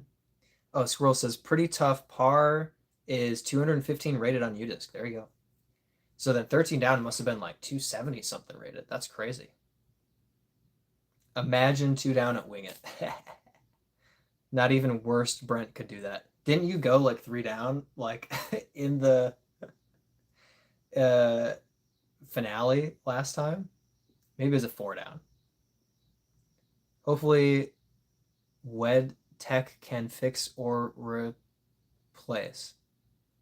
Oh, your modem is busted. So, guys, I understand Doc now. He's typing on his phone because his modem is busted. He's hoping it can be repaired or replaced soon, but in the meantime, he's typing on his phone. Everything makes so much more sense. Doc says his dream is to be rated a Brent. Well, that's like 970, right, Brent? So that's pretty good. That's a good rating. Squirrel says I'm rated 910 on PDGA right now. Hey, if you're shooting 13 downs like that, you're going to be rated much higher soon. Absolutely. Brent says, yes, -3 is still better than -2. Yeah. Well, not to complain about health issues, but I do have like bites all over on my ankles, and I woke up at 3 a.m. this morning with itchy, burny ankles, and it just like was tossing and turning, trying to get comfortable, and it was absolutely miserable. Almost as bad as an ear infection. Not true. Oh, Brent's like 964 rated because he's not playing. That's lower than 965. 2,000 related. Doc trying to say 2,000 rated. Trade me? You'd like that, wouldn't you? One more rating point would be a huge boost for your career. It's all right, my win rate is better than you, so. Leg itches versus ear infection. Oh, that's what you want to trade. Not rating. Parker says, I think about 400 rated. Hey, that's fine. 400 is 300 higher than Doc is rated. No. You're probably like 900 rated. Don't lie to us. We know.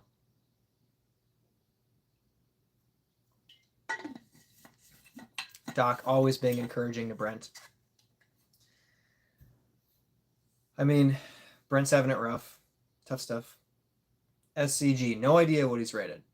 Got to play that tournament, get that official PDJ rating. Or you could just kind of look at a tournament that was played recently and was rated on a course that you've played, and then just kind of calculate if you had played, what were you probably going to get, and then you can kind of like pick your rating from that. That'll give you a pretty good idea. Within 30 rating points, probably be pretty accurate. Parker says, I shot 5 under once at a medium course on UDisc. What rating would that be? Just depends on the course. Of course, a medium course. So let's just say it's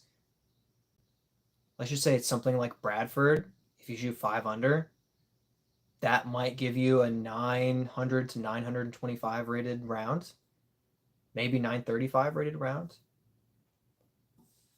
So if that was like your best, then you'd probably be rating high 800s. If that's like your common, then probably low 900s. Just an estimate. I have no courses, so obviously I can't tell you. But if you do know what the UDisc rating was for that round, we can convert that and get pretty close to the PDJ rating. So if the UDisc rating was like 205, that's very close to a 910 rated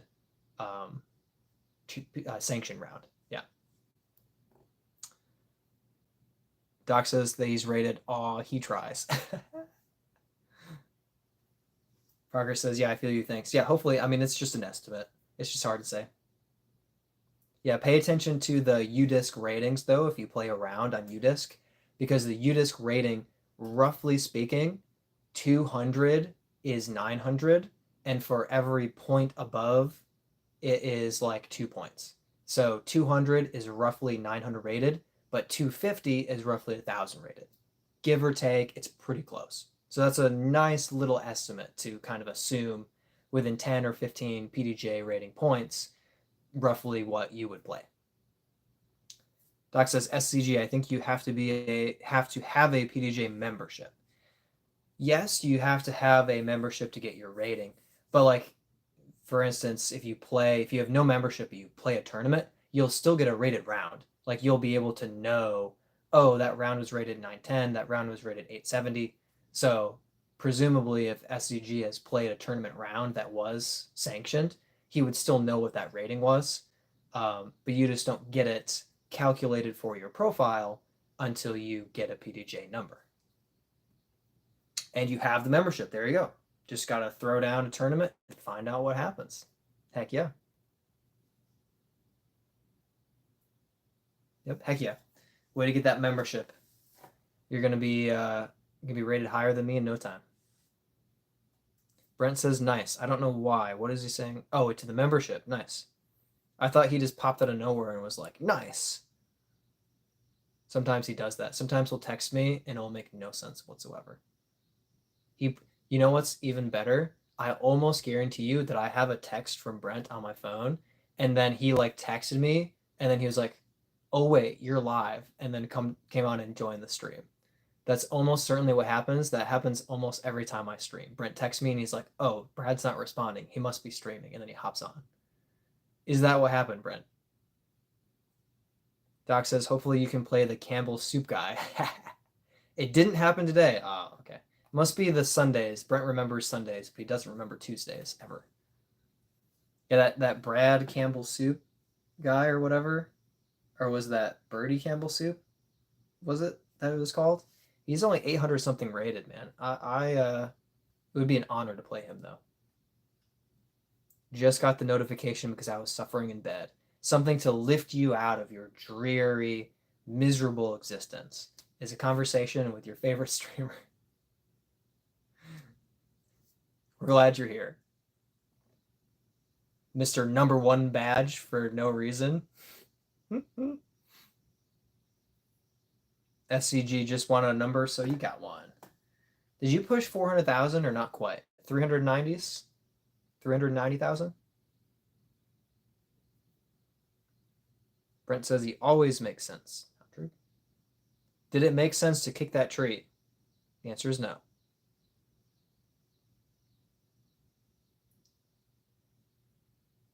Won't renew every year unless I plan on playing tournaments. Yeah, that's fair. I mean, you really need to know that you're going to play 3 or 4 tournaments, and then it's worth it because you don't have to pay the additional fee for not having a membership. So as long as you play 2 or 3 tournaments, it's like, okay, you might as well have your membership renewed. It's going to cost you the same amount of money. Of course, if you just really want to know your rating and you only play a tournament a year, it could be worth it. But if you never play any tournaments, then yeah, it's not worth it. But having your number does kind of, that is permanent. So you could even not care about tournaments for 3 years and then kind of jump back into disc golf and you still have your PDJ number. It's still significant.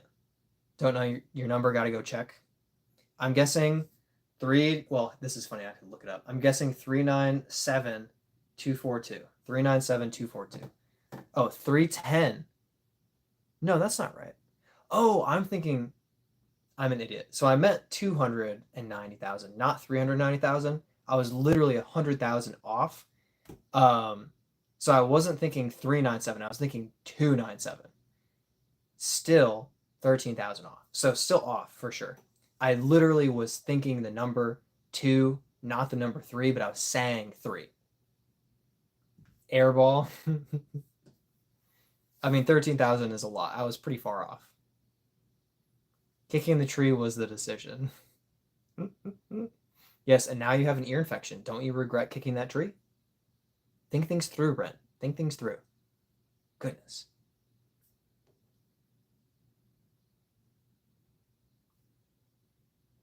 Do you want to play in tournaments? Yeah, yeah, playing tournaments are a lot of fun. Goodness, if I could say that. You will eventually play one. Hairball is funnier. It's true. Brent's is like 63,000. My brother's is 66,000. Doc almost gave away his allies. I saw it. It was 162, I think. 162,000. Look him up. Start scrolling through all the 162,000s until you see someone whose name is Doc.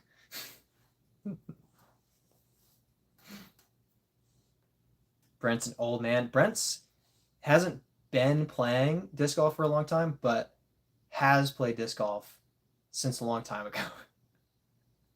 Since a long time ago. So is Brad. Brad's old today because he fell on his back and now he's sore. Otherwise, I'm not that old, usually. I haven't slept through the night in like 4 days, though. Same as Brent, but in less pain. More just discomfort. Yeah, it's been sad. I will say it affected my game this weekend. Like, I was not awake yesterday. I was struggling to think straight. I was so tired. And then today I was almost as tired and I got coffee, which was a good choice and it helped. But it's still not ideal because then instead of not being able to think, I get a little too hyped up and I don't make the best decisions. So, tough little pendulum swing. It's really hard to stick it in the middle and have only the correct amount of caffeine. I'm very caffeine sensitive. Brad has like 200,000 PDJ number 213968. 213968. SCG didn't even fall on his back, but it still hurts. That's tough. The N64 is the best thing Nintendo ever made. That, and then just jump straight to Breath of the Wild, and you pretty much have it all. It's all you need. GoldenEye, Mario 64, Mario Kart 64, Super Smash Bros., Ocarina of Time, Majora's Mask, Perfect Dark. You're pretty much just set for life, and then sprinkle in Breath of the Wild and Tears of the Kingdom, and you're set. That's all you need. GameCube was gold. There were some great GameCube games. The best thing GameCube ever did was just get the games that PlayStation made. That they did really well. Some of those games were great. Brent, gonna go to sleep well on Friday. Going to drink some sleeping pills down. You're gonna wait until Friday to sleep well? That doesn't make any sense. Doc says the Super Nintendo. Super Nintendo just, the thing is, the Nintendo 64 gave the ability for 3D, and the SNES doesn't have that. It's very limited in scope and perspective. There were some great games on the SNES, but they were building blocks to the future. Those building blocks are fundamental, they're fantastic, they're important, they're beautiful. But the Nintendo 64 is next level. And today we have higher fidelity by a long shot, but we don't have developmental breakthroughs that have transformed gaming like we did when we stepped into the three-dimensional space with the Nintendo 64. The Xbox Kinect does not count.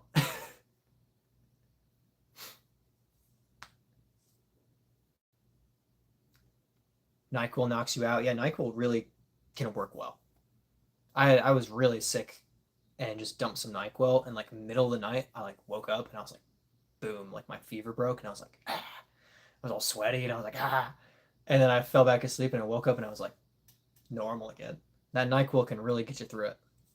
Oh, for the tournament, you've got to beat me. You've got Oxy for tonight. Oh my gosh, got the prescription. Jeez, money's on Brent. Well, the thing is, it's a pretty easy course, so it can easily go either way.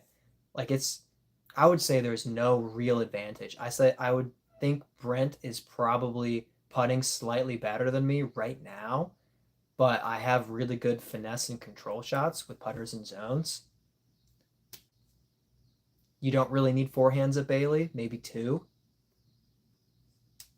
I think that Brent and I go like either 15-16 down and win and take like first and second, or we go like 7 downs and we both hate our lives.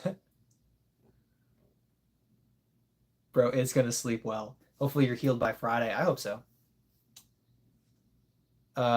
Stefan says, can you imagine the same experience we had from the NES to the Super NES? I can't imagine. It's a beautiful thing. It's a beautiful thing. Stepping forward into greatness. Not going to be using the extreme painkillers. Melatonin and Benadryl always help. Yeah, they'll knock you out. That's for sure. Drank the whole bottle. Hey, Justin number 2, hopping on. Thanks for joining, man. Appreciate you being here. You just shot 1,012 rated? Dude, is that... Whoa, wait, was that Junior Worlds this weekend? Or are you still prepping for that? Is that this week? Dude, give us explanation. That's amazing.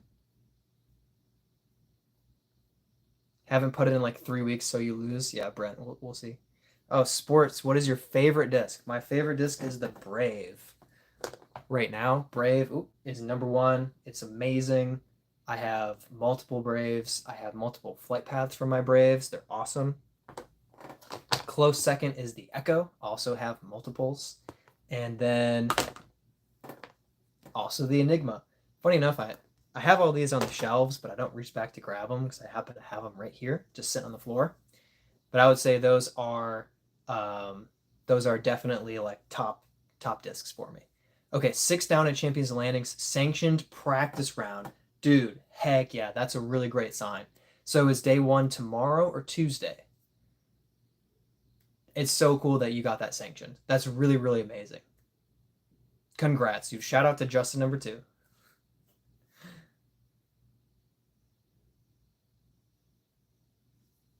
Just finished? Yeah. Doc says, Brent, yeah, reading instructions is not his strong point. It's a cap full for NyQuil. You just put in the cap. It's not even all the way full. It's just most of the way full. You fill it up to the line. You start Tuesday. Okay. Dude, you're going to do great. It's going to be really cool. That's so exciting, man. That's so exciting. All right, SCG has to go. Got to get content ready for the week. Yeah, get that water carry question in there. Yeah, what's the furthest you'll throw across water? Let's see. Any other ones? I don't know. Which is better, forehand or backhand? I'm sure you've done that one. That one's pretty simple. SCG, stay tuned. Y'all gonna get some videos in Michigan, Canada. Ooh. Justin tied the top pro. Dude, that's incredible. Brent, going to dip for the night, hopefully get some sleep, and get seen by these specialists tomorrow. Yeah, dude, get some rest. Try to recover and heal from your old age. I hope it helps. And get rid of that ear infection. What are you doing? What are you doing with an ear infection? Ugh, silly. The choices that you make. Kicking trees and getting ear infections. It's just unhinged behavior. I hope that you're cured from that. Be more responsible. SCG, if you think of anything, messages on Instagram. And W Justin. Yeah, W Justin. W Justin 2.0. Brent versus Brad poll. The most contextless poll that SCG could possibly put on his channel is an inside joke from my channel. Just too insane. Oh, beat your division second place by 11. 11. Dude, that's wild. Were you just hitting long putts or parking everything? That's insane. Dude, that's so great. I played 971 rated today. I felt stupid. Now I feel even more stupid. I don't know if most people would get that. No, you're right. They wouldn't. And I'll be honest, SCG, most people wouldn't get anything that Doc says. It takes like this extra filter of understanding. It's like the translation pieces in movies when you talk to an alien. You kind of have to have that thing burrow into your ear. With 2 bogeys, dude, that's crazy. All right, SCG, see you later. Man, that's nuts, dude. You're tearing up that poor course. That poor pro level course. Just can't handle it. Dude, congrats. That's really amazing.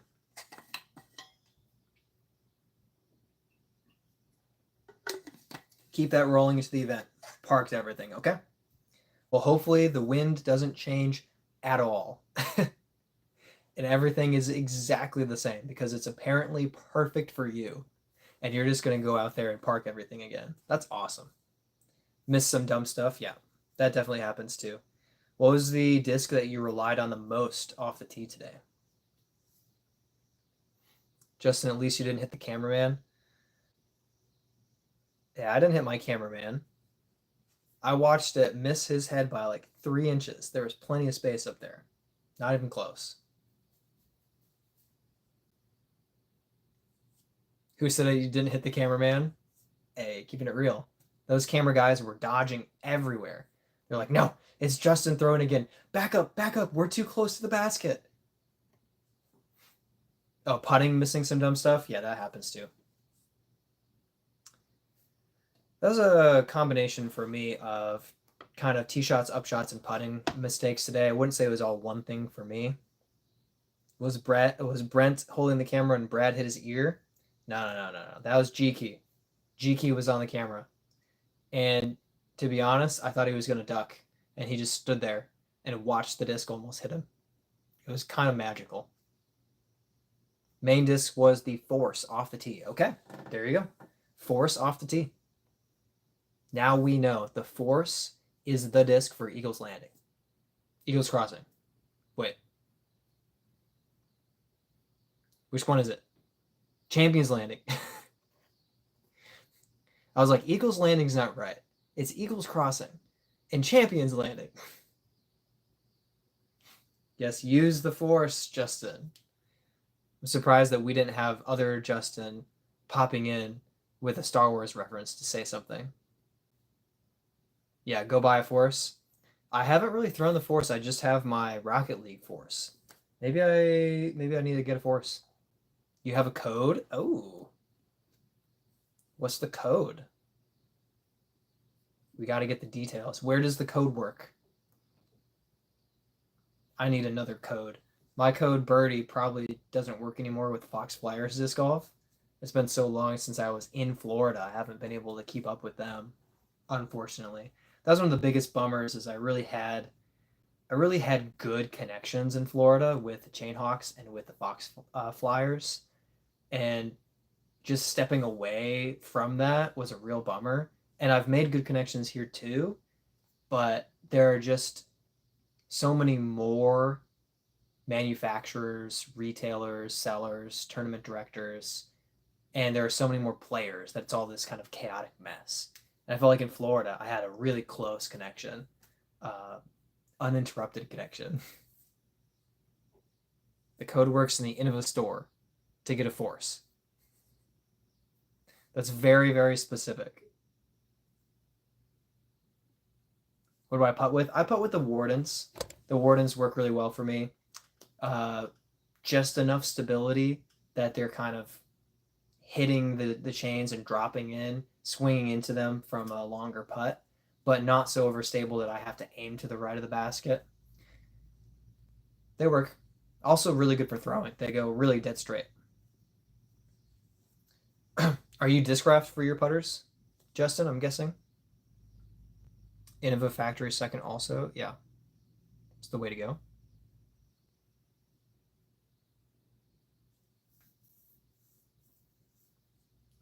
I'm like getting extra dry. My throat's just extra dry.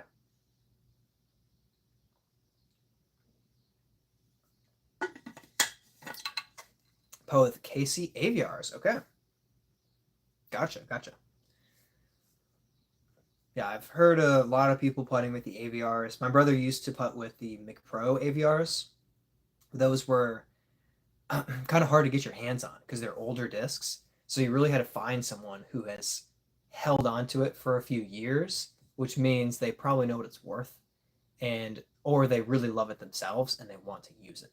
So it's kind of hard to like get those to transfer hands. But yeah, the Casey AVRs, that's pretty nice. Mainly Innova getting sponsored next year. Heck yeah, that's awesome. Yeah, that's really cool, dude. You got to replace that force with something though. You got to have an Innova equivalent to the force. I don't know what that would be. Putts with the Titanic and it screams King of the Basket. AVRs are fun. Yeah, let's see. What is the force flight path? Force flight numbers. Oh, it is 12 speed. Okay, 12503. So what Innova would be the destroyer is 125 -13. So you'd need either an overstable destroyer or Halo destroyer, kinda. Yeah. Yep. Hey, we were thinking on the same lines. I'm trying to think if they have the 03 in the 12 speeds. Maybe you'd have to go to like Millennium Discs or the other one, Legacy, right? To kind of fill that slot, maybe. Like a Quasar. You could throw a Quasar. I think that's pretty overstable. You already have Halo destroyers.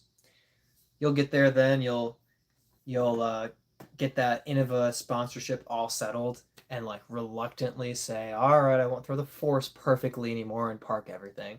Just throw your stupid destroyers. Destroyers are good, obviously. Good discs. Let's see.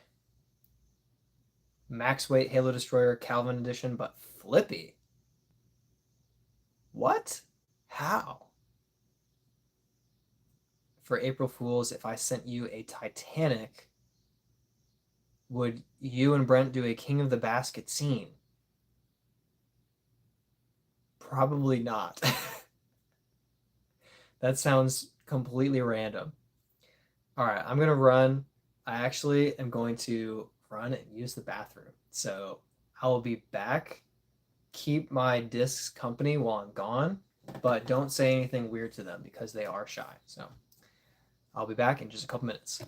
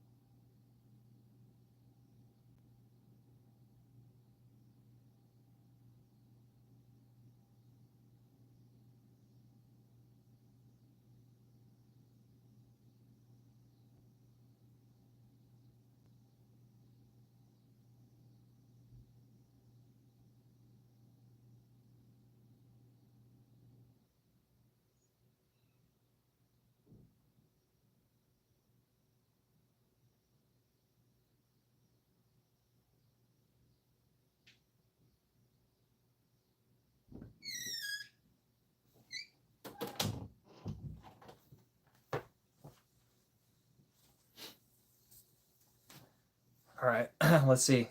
Any soup comments while I was gone? Oh, no soup comments. What do you know? Have you played Diavolo in Cary? No, I have not. I haven't gone outside of Charlotte too much, but I should look that up. Let me see. Come on.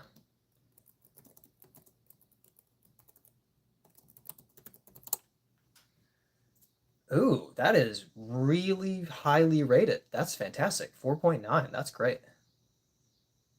I'm definitely going to leave this open on a tab so I can check that out later. Good shout.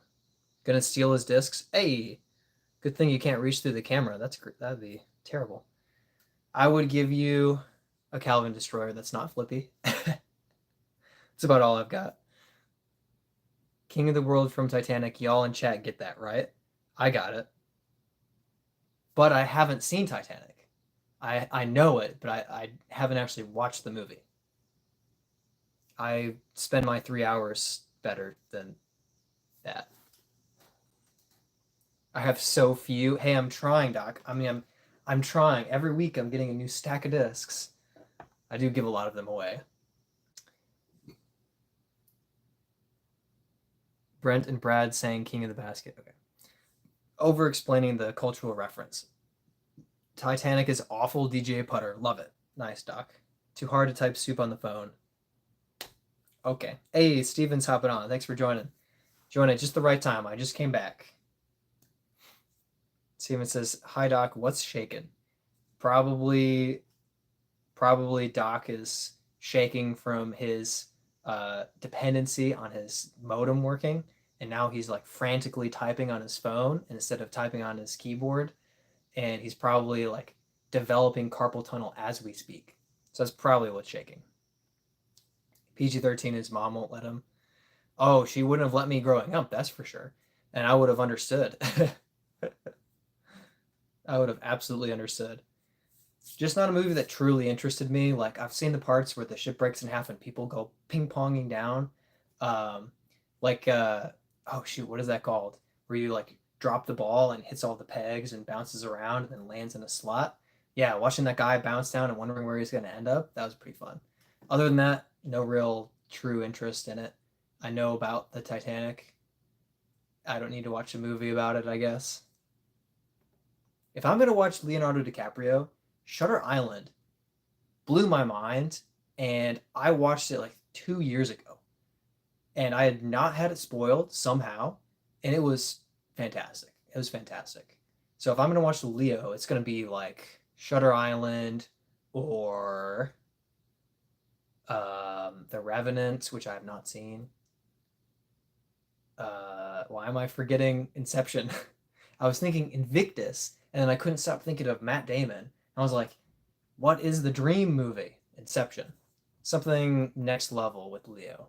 I don't really care to see him as a kid. Don't care. Don't care. Can't say don't know the feeling. Doc, really am. Brad has ESP. And hey, Steven, did the MVP Circuit Challenge yesterday. How did that go? And how do you like the discs this year? Were you ready for the uplink? How did it fly for you? It's a good one-time watch. Are you talking Shutter Island? Because yes, if you're talking Titanic, it's a good Spark Notes it. Yeah, Shutter Island was really good. Puss in Boots starring Christopher Walken. I don't understand. Okay. All right, whatever. Yes, we were curious how the circuit challenge went. Very, very curious. Also, while you're typing, Steven, I'll show off the discs that I got here. I won this test flight zone for my buddy because I beat him in rounds. Grabbed these couple of Halo, got a Rolo and a Mamba for upcoming giveaways. Then I snagged a G-Star Thunderbird for $5. Really great steal there. Tour Series Ledgestone Scorch for an upcoming giveaway. Really packing on the giveaway discs. And then pinnacle is this Buzz OS. I've got to give this a few throws, but it might stay on the shelf. Might stay on the shelf for a long time. Stacking up some good discs out here. Sick Buzz, thank you, man. It was actually just a merchandise credit from my tournament, and I was like, you know what? It looks cool. I'm gonna snag it. It's pretty awesome. Thanks, Michael. Really appreciate that. Yeah, it's nice looking. I mean, the flag stamp is always cool. I know I've seen the Zone cap wrap and now the Buzz OS. You should send me the Buzz for your tournament. You kind of need it. I'm sure you do. You're probably turning over those Buzzes like nobody's business. You need that Buzz OS to go dead straight for you. Look at movies on Discord. Oh gosh. All right, I'm gonna go to Discord and click on the movies.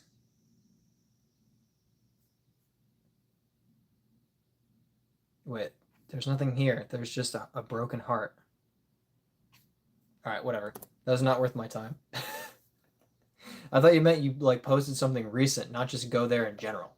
How'd you get them for $5? So it's used, and the tournament director just had a little like $5 bin, and I just happened to be one of the first people to look in, and I saw this G Star Thunderbird, and I was like, $5? Yes. So I snagged it, and I was like, thank you very much. And then I also got the KC Rocks for $5 each as well. After I got the Thunderbird, there was really no like worthwhile discs left, so I grabbed a few discs that I'd be happy to just hand to a new player, something that they can throw. Stay on the grind. You're an amazing player. Thank you, Michael. Appreciate it. Definitely ups and downs. Had an okay tournament this weekend that I could have won and just didn't win. Just let so many strokes stay out on the course. Kind of a bummer. You seem super kind. Appreciate your kindness. Thank you. I mean, you also seem very kind, but I definitely I value kindness and try to be humble because there's no reason for me to be arrogant or proud. There's no qualitative difference of humanity between me and anyone else, and we all happen to have different talents and abilities, but it doesn't make us better than anyone. We are the same, especially in God's eyes. We're all equally human, equally important. We just have different strengths. Steven says, okay, actual round for me. Very solid and step in the right direction. Came in third place in MA3 out of 17 and beat half the MA2s, had a couple of really stupid double bogeys. And that's with just a 3-disc challenge. Like, that's really good. So a +3, 68. So there's a lot of par 4s out there on that course then.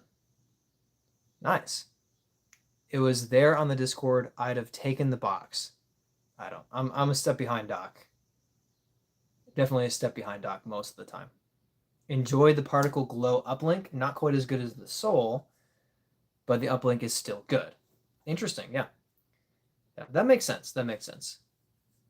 Michael got to play in Kauai. It's definitely a bucket list thing. Ooh, that's amazing.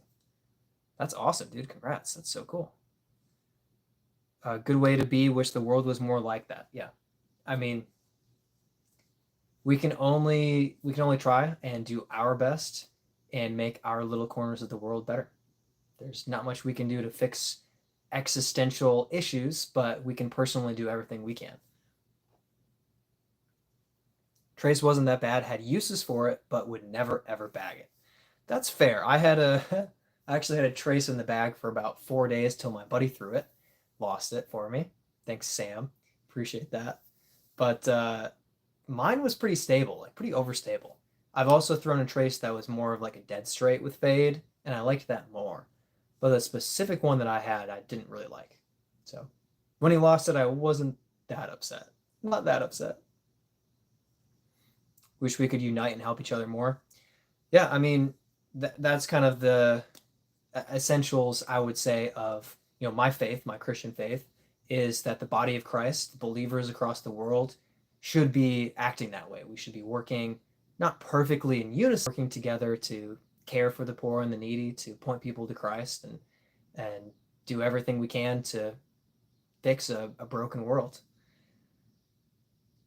Never going to be perfect, but we can all do what we can to be personally responsible and live a life, in my eyes, a godly life, and that would be great.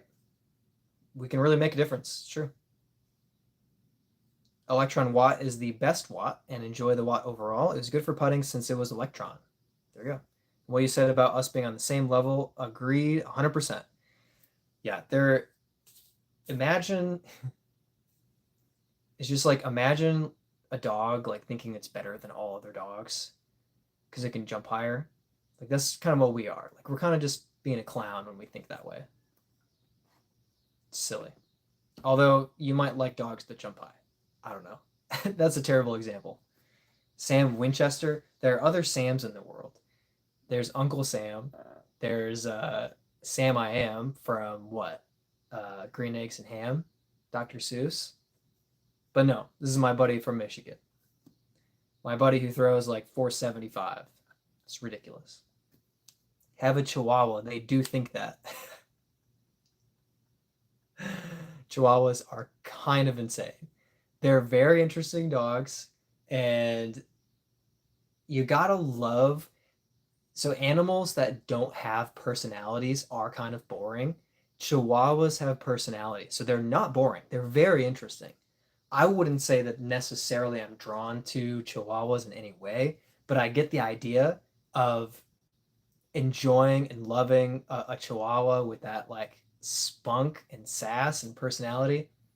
There are a lot of like boring, like I've met people's pets, and they love their pet and everything, but their pet's just like a lump. Like they just sit around, they don't do anything, they're not interesting, they're not intelligent. That's one thing that I do like about cats is cats are usually very smart, very curious. There are definitely some dumb cats out there, don't get me wrong, but they have a lot of personality, and that's really fun.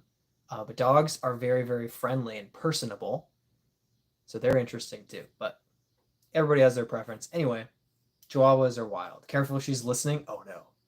We sit on the front porch and yell at the kids. That's great. That's great. Eddie, did you get the Project Grip Brave? They seem to be selling out fast. I ordered 2 of them. I was actually really sad because my connection, Nolan, with Chain Reactions, I asked him and he said that they had been sold out when he ordered a set of Project Grip discs. So even when he got stuff, they were out. I probably looked on 4 different sites before I found a few in stock. And we're going to see. I requested a blue and an orange if possible, but I said if they could just be different colors, that'd be great. So that's my hope, is to get a couple of different colored Project Grips, and they should be in the next couple of days. So I'm excited for that. I'm going to have to rest up because I fell in my tournament. I have to take a couple of days off and then like dive in on a disc review and see how quickly I can get that out. I'm pretty excited. Pretty excited. Yeah, so yeah, they were sold out everywhere though. And even like one site, I went to get an orange and a blue, and they only had one Project Grip Brave. And so I wouldn't have gotten free shipping. I wouldn't have gotten multiple colors necessarily. I wouldn't have had a chance to pick. So I was like, dang, they literally just have the one in stock. So I had to keep hunting for a while before I found a couple of them in stock. Doc, I love that for you, that you and your Chihuahua just yell at kids on the front porch, get off my lawn. Woof, woof, get off my lawn. It's a great team right there. You should be doubles partners. I think that'd be great. That'd be awesome. Yeah, so Project Grip video coming at some point. I'm so behind on my long form videos. And then collaboration with Disc Respect, also coming pretty soon. We'll be giving away this Redemption. I believe it's a Redemption. Yeah, Redemption. Disc Respect will be giving away a disc that I gave him, possibly 2 discs, depending on how we played in our best shot doubles round. We'll have multiple giveaway discs available either way. So pay attention to that. Maybe subscribe to Disc Respect in advance, because I think essentially for both channels, you're going to need to be subscribed and like comment, maybe like the video, something like that, to be entered into the giveaways. So those will be coming pretty soon. And we're going to do like a front 9 on his channel and back 9 on mine. So, I mean, 2 or 3 discs to be given away and a couple of fun videos. Who would want to miss out on that? Not you, obviously. So keep your eyes peeled for that coming pretty soon. Hey, James is here. Thanks for hopping in and joining us. Welcome to the stream. Disc Respect videos will be fun. They were fun to film. They should be fun to watch, hopefully. I really have to get on that, though. I'm still wrapping up my last gaming video, which has taken me a little longer, like 5 days longer than I thought it would take to put it together.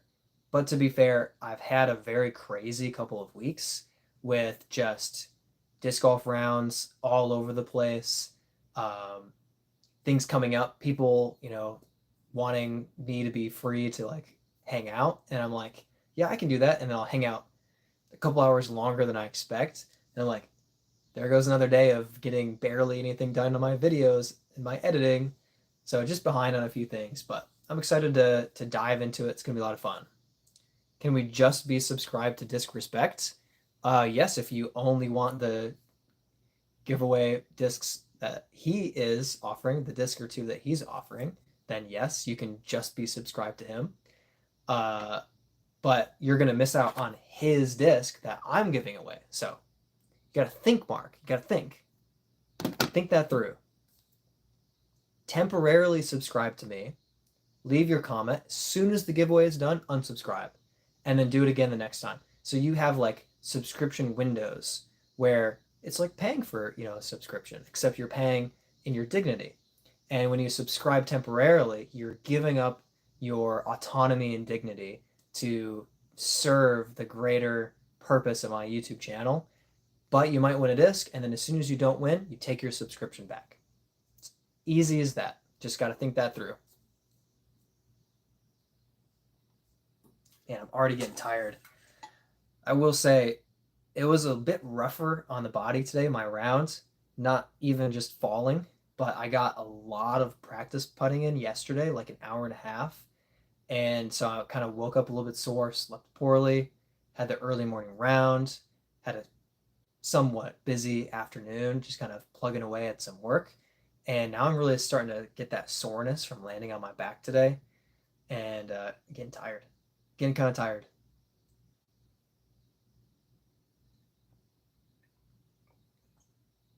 And thirsty, apparently. Falling stinks. The weird thing is, I used to, now I'm going to sound old. When I was in high school and college, I would play dodgeball in the gym and I would like drop onto the floor on my hip on purpose to dodge a ball. Or I would make a diving catch in ultimate frisbee or slide, across the gym and bounce off a wall playing soccer or dive in volleyball. And it was all fine. It was fine. I'd collide with somebody in soccer and go flying. Like I wasn't feeling it the next day or that night unless I got stepped on or something like that. And then I like fell on the bridge today and I'm like, man, my body feels it. It feels it. The trauma of an unexpected fall. That's part of it too, is when you're in your athletic event, your body is a little bit more prepared to tumble or kind of bounce off of someone. But when you like just slip and fall, your body's not ready for that. You haven't been running around. You haven't been like jumping. So all of a sudden your feet are up in the air and you're on your back and you're like, my body. So long story short, I know what it's like to be Doc. It's tough. It's tough, man. Getting up there in years. Whew, painful stuff.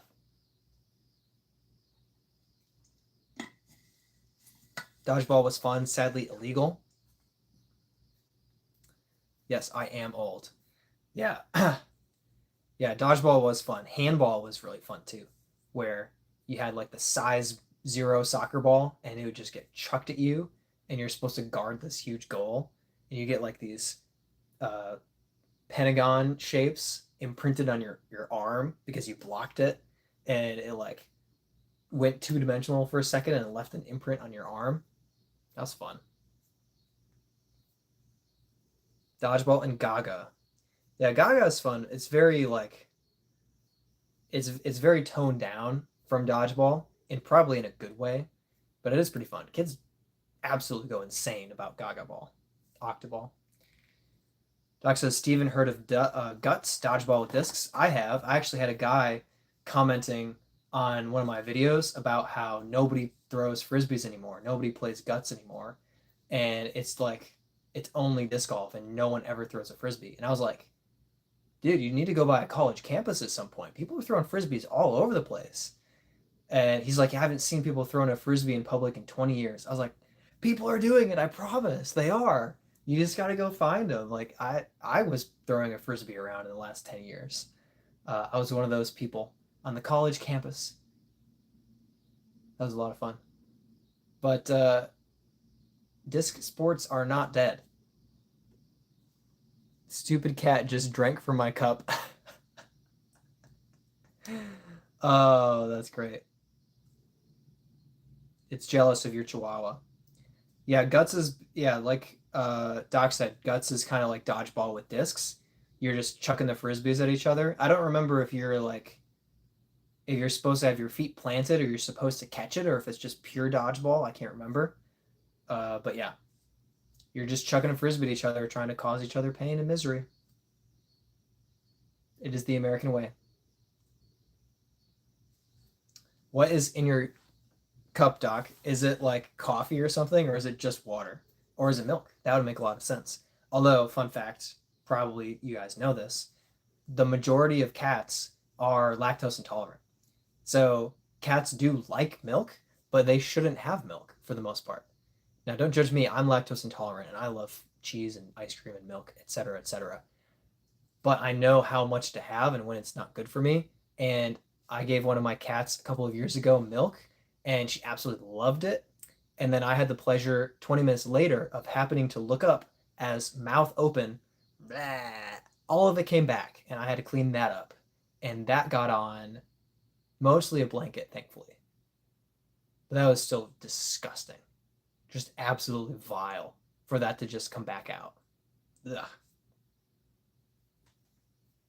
Have been seeing that suddenly. Scott Stokely had a video. Yes, he did. I did see that actually. You get gloves, and I think it's Japanese. Interesting. Oh, it's Pepsi. Your cat's drinking your Pepsi, huh? That's weird. Huh. All right, there you go.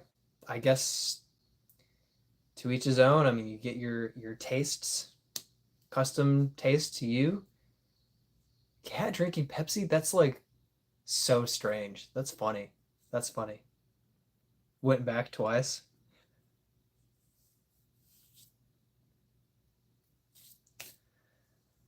Uh, all right, we're gonna go until 9. I think 9. 18 more minutes. Every time I sit back, I'm just like, oh, yep, there it is. Feeling it. Doc knows what I'm talking about. Cat is a psycho, honestly. What type of cat? Is it like black cat? Is it one of the like quote unquote smooth brain cats that doesn't really think for itself and just randomly reacts to everything in his life? Gray. Oh, I love gray cats. I want so my cats previously have been Lord of the Rings names.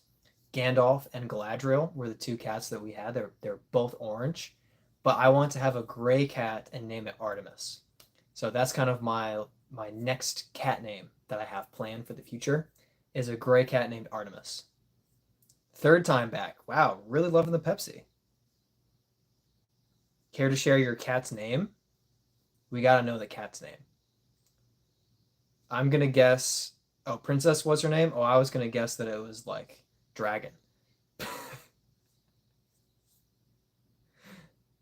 Can you imagine all of Doc's pet names are all discs that he throws over water?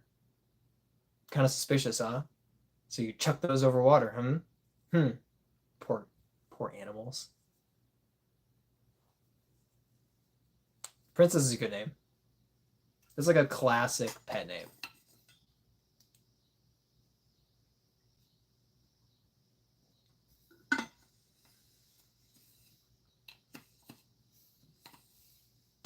Middle name is Corn Dog. I love food names for cats. It like Mr. Waffles and Corn Dog. Those are just great. I don't know why. Crack me up. They crack me up. Fourth time. Goodness. Cat is addicted. All right, let's see. What else is happening in my life? Uh, Tournament coming up next weekend at Bailey. Very easy course. If I'm shooting worse than 13 down, I'm probably pretty disappointed and not winning. I'm guessing it's going to be a big field, so it's going to be an important tournament for me to play pretty well in because right now I believe I'm leading or second place in the point series, maybe second place. So I need to place pretty highly to kind of keep those points rolling and try to win the point series. Um, but a 16 down would be really nice. That's probably 1,000 rated. 16 down would be 1,000 rated. It's a very easy course. There's 21 holes, so 16 down is not absolutely insane. It's just pretty good. So that's coming up, and then the week after that, my brother and I are going to the Greater Raleigh Open. I think an MPO tournament. I think it's a qualifier for USDGC. I think it's an early. Got hiccups. Got to get rid of these real quick. Okay. I think it's an early USDGC qualifier, kind of like that Monday qualifier, but they have multiple of those leading up to the event. But there's like 5 or 6 like pro tour pros who are showing up for that. So that's going to be an interesting and exciting experience. Hopefully, I can get good practice in and feel competent and ready for the tournament. And I will be playing in MPO for that. So that's going to be interesting. That's going to be interesting. Hopefully, I just don't embarrass myself like playing how I did yesterday.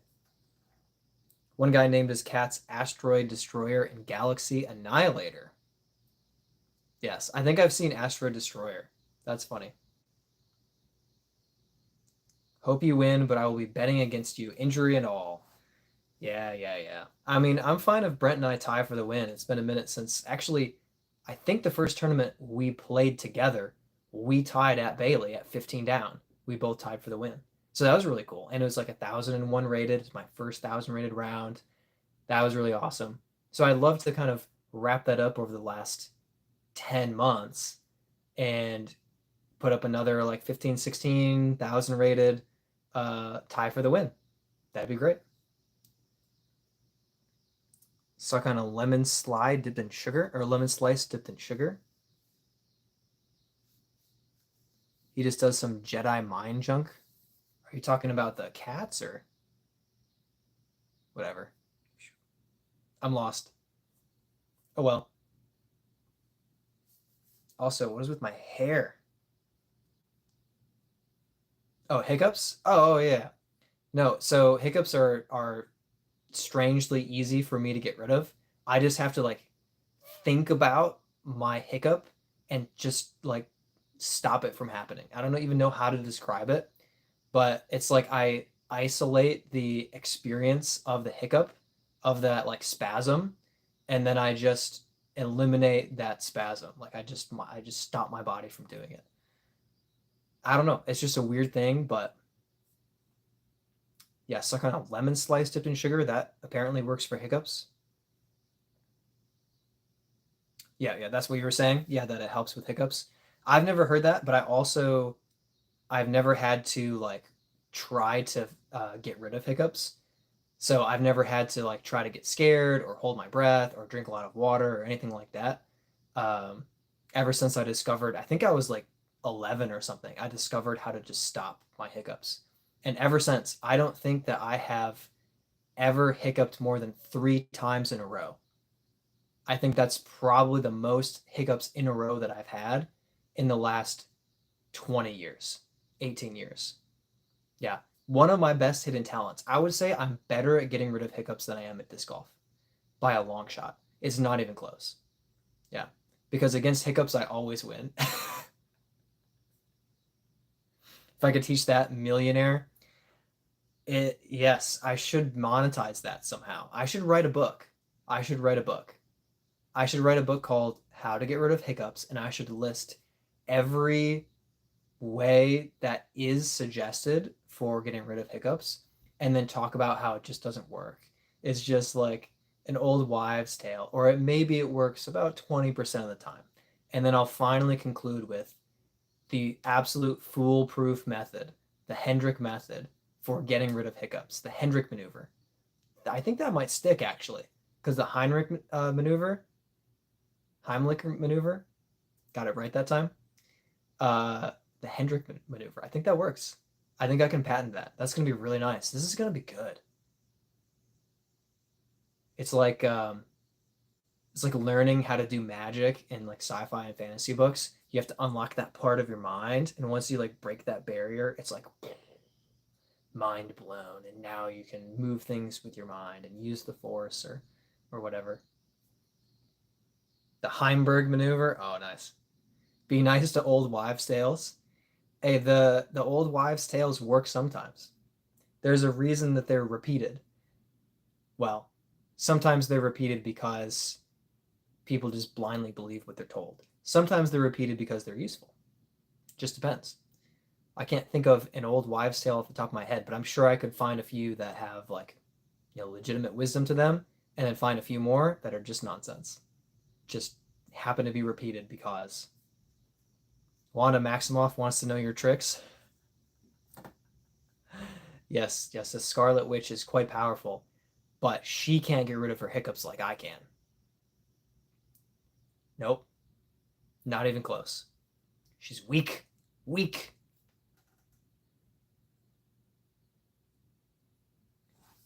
All right, 9 more minutes. We're going for it. She is definitely not dead. To be fair, I'm actually not caught up on Marvel. I think the last Marvel movie that I watched was Deadpool 3, and I have not watched anything since then, including TV shows. So I'm actually like just kind of not in the loop for Marvel. Didn't watch, oh gosh, I definitely did not watch Madam Web. I saw that train wreck coming and I'd said, nope, not happening. They could not fool me with Web in the title. I knew it was not anything relevant to Spider Man whatsoever. So was not fooled by that. Um, haven't watched, I think Craven the Hunter is out. Haven't watched Thunderbolts. Haven't watched, I think there's a new, is there a new Loki that I haven't watched? Didn't watch Quantumania. Um, haven't watched She-Hulk. I don't, not really interested. I'll be honest. I wish that they had gotten Jeremy Renner back for season 2 of the with the lady Archer that I'm not remembering that has Kingpin. uh, it's not. What is it called? It's not called like Lady Hawkeye or anything like that. Like, what is it called? Deadpool's were so good. Thunderbolts think I'll like. I did get the vibe, kind of similar to um, Dungeons and Dragons with Chris Pine. I did kind of get the vibe that it'd be a fun ride. Just enjoy the movie type of thing with Thunderbolts. That is kind of what I was getting. The feeling, the sense that I was getting from that. Yeah, Deadpool's were great. Particularly 1 and 3. I felt like the bookend Deadpool's were fantastic. But I do think I only watched the second one time, so maybe I should rewatch it. Thunderbolts was amazing. Daredevil was awesome. Oh, I do want to watch Daredevil. To be totally fair, has been on the list for a very, very long time, and I am very interested. Think Fantastic Four will be awesome. Fantastic Four, I'm a little bit torn about because I really like the actors, but I'm just kind of afraid with bringing Fantastic Four back that it may not be well directed and written. But I do love the casting, so I'm very interested. Ironheart stunk. That's what I heard. Secret Invasion made me ashamed to be a Marvel fan. That's brutal. That's really brutal. Because that is like an opportunity of a lifetime to hit it out of the park. Huh. Ooh, Doc, current watch is Resident Alien. I watched the first couple seasons of Resident Alien. Alan Turek, hilarious. Really like him, and I really like Resident Alien. It's not like a favorite show, but enjoyed it, had a great time, love the alien in a human body figuring life out thing. Very good. Just a lot of fun. A lot of fun.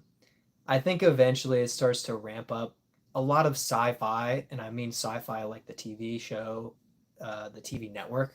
A lot of sci-fi shows, I think, struggle to ramp up long term, and they don't do a good job of looping through their seasons. They keep trying to up the ante and up the ante and up the ante.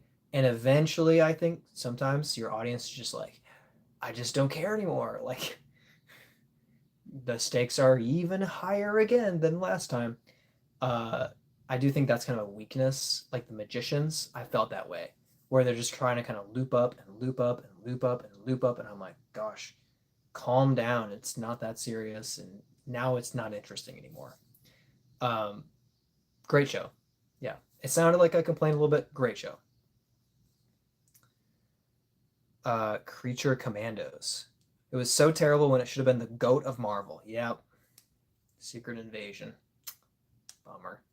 Alan Tur can't spell Clayface in Creature Commandos, in Creature Commanders, and Harley Quinn. James Gunn has won my attention. James Gunn is so hit or miss. Guardians of the Galaxies, fantastic. What do you think about the James Gunn Superman? I feel like it's bland. I feel like it's bland. I don't know. I'm being prejudgmental. Totally fair, but I just have the sense of blandness from it.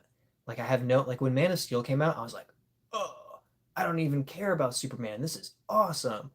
When Batman Begins came out, I was like, oh, I was never a Batman fan, but this is awesome.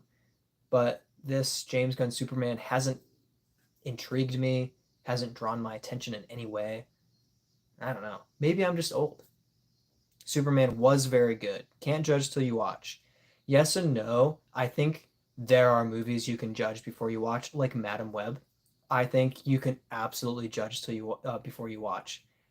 But I'm admitting that as a prejudgment, not a conclusion. So it's not like a set belief. It's a wonder. It's a seems like this is going on. But judgment before watching has saved me a lot in the past and a lot on movie tickets that would not have been worth it. So I think you can judge a little bit. Enjoyed it a lot. They made him likable. Okay, that's good to know. Made him very likable. Garrett A, what's your thoughts on the Halo Star Rolo? Throwing things back to disc golf, sorry. Halo Star Rolo. So I have it. Gonna give it away. Coming soon.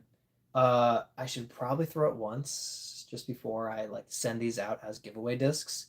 But I have thrown the Rolo, not the Halo Star Rolo specifically. I should really give it a test.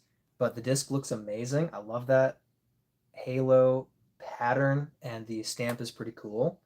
This is the 5th annual Masters Holo Open, Masters Holo 2025. Very, very cool.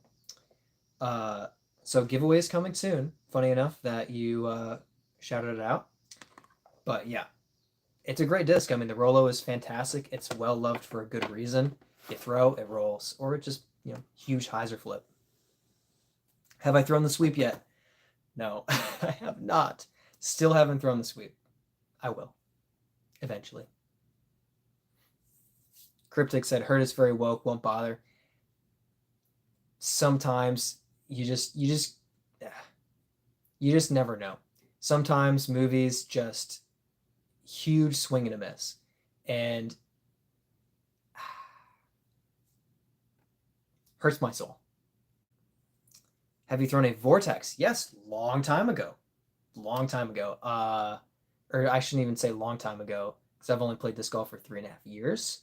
2.5 years ago, Buddy had a vortex and a whippet. I still have the whippet. have a left-handed ace with the whippet, but I also had his vortex for a while, threw it a few times, and I think I aced with his vortex. I believe I aced with his vortex. Funny enough, they are fun. Steven says, cryptic, definitely not woke at all. There you go. That is kind of the struggle sometimes, is you'll have maybe even like one clip or an out of context quote, and you'll get this sense that a movie is like really woke or really this or politically that. And sometimes it's true, and sometimes it's just a character saying something. Uh yeah, I don't want to give too much in it, but oh, Alan, shoot. What's his name? No. My mind is falling apart.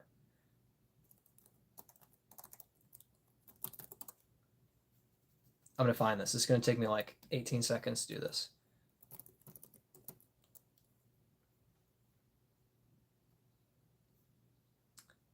Don't count how many seconds it takes me to do this.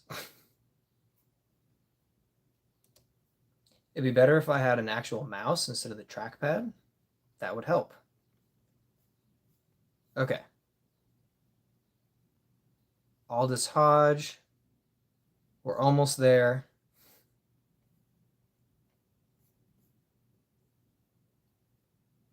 Come on.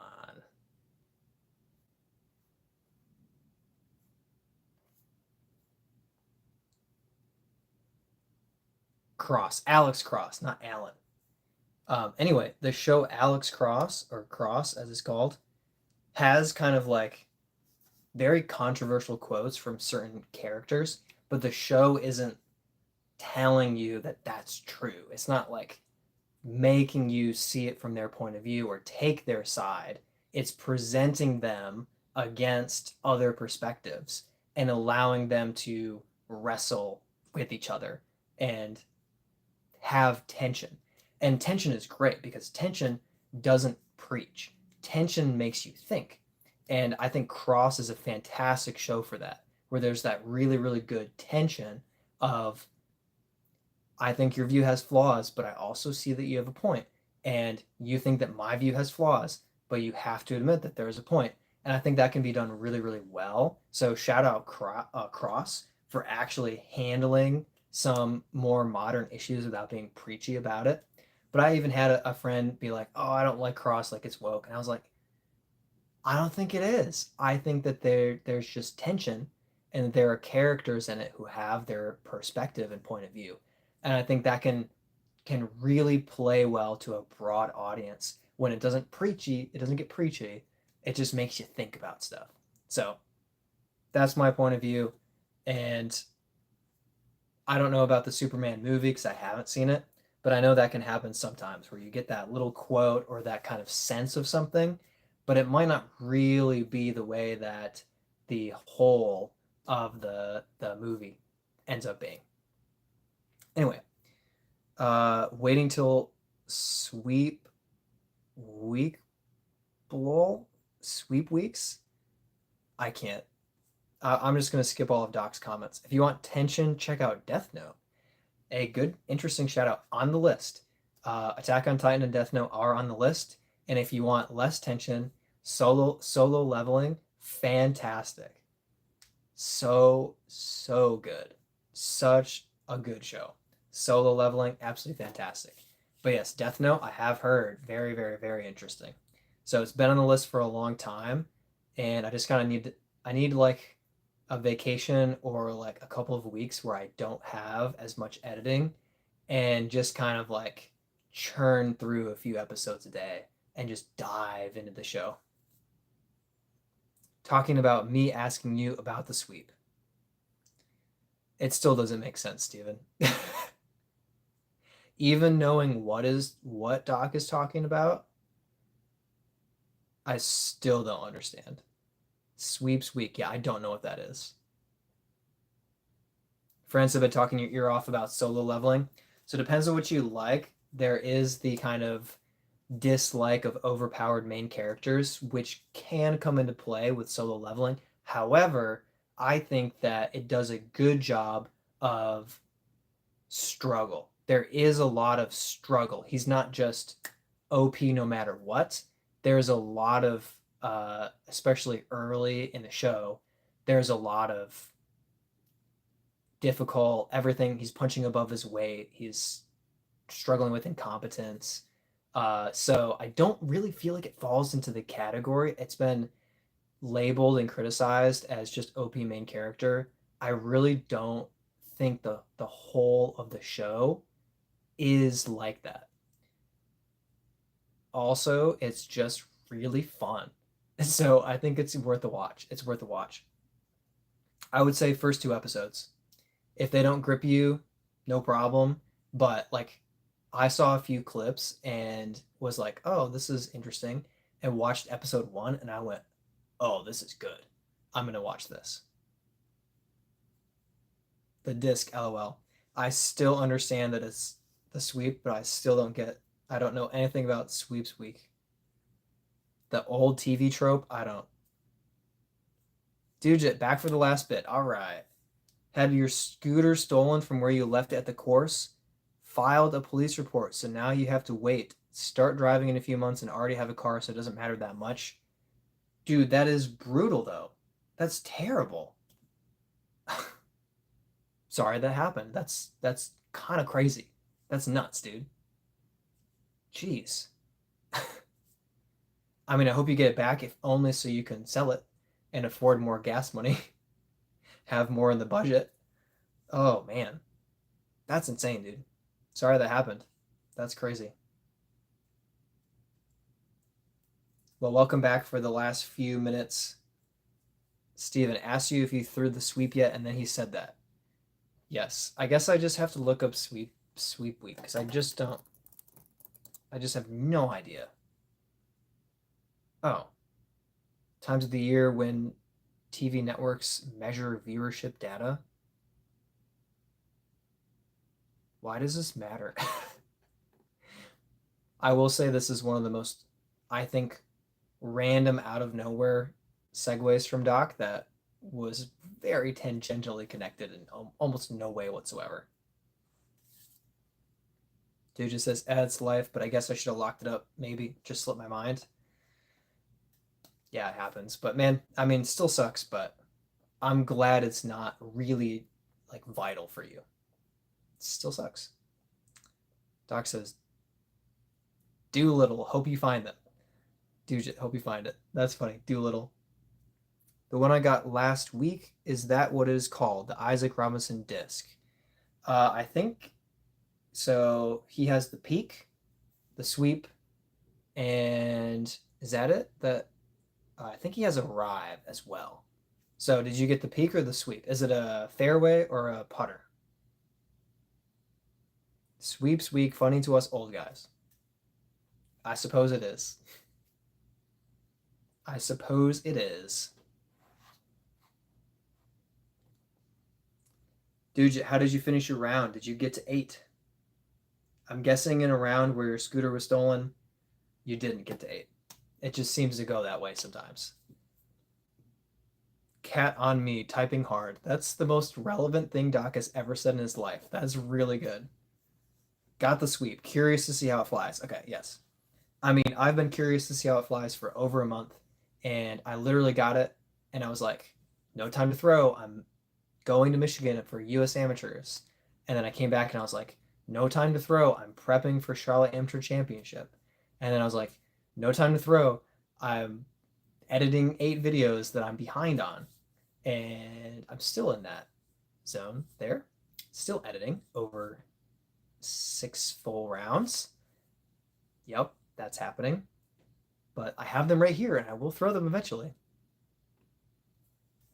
Dude, gonna try to get a disc with my 15 Whatnot credit from Infinite. Not gonna try to pursue Whatnot more from Doc's stories. Yes, Doc does seem to spend way too much in Whatnot. It seems a terrifying place to me. Forgot the score, probably close to -5. All right. Hey, Ed J, sweep is absolutely great. There you go. Ed J calling it out. Steven's wondering, is it flippy stable?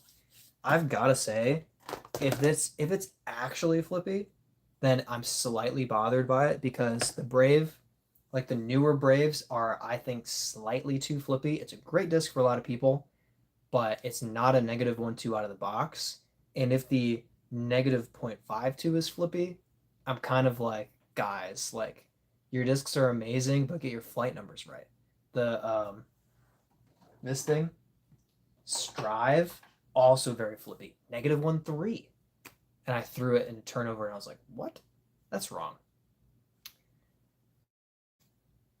Looks kind of weird with a 2 glide. The sweep has a 6 glide. Oh, I'm sorry. Here I am skipping comments. Off Whatnot went cold turkey, and suddenly Doc can afford food again. Ed says straight to stable. That's good. I like that a lot. Anyone seen a review of the new Turbulence from Streamline? Kind of weird with the 2 glide. Nope. Haven't seen it. Doc says you try YouTube. I've tried YouTube. Are you talking like shopping? What are you talking? Straight to stable would be nice. I agree. 2 glide. That is interesting. Gonna watch one soon. Just wanted to hear opinions. Yeah, fair enough. I haven't actually even seen it. The Turbulence from Streamline, huh?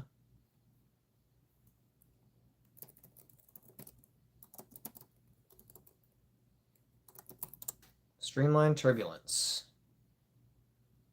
It's in a league of its own. Oh, is it like a Berg range? Oh, it's a set. Whoa, what? 7203.5. Huh? Does it come in Cosmic Neutron? Ugh. That disc looks really weird. Honestly, it's kind of cool.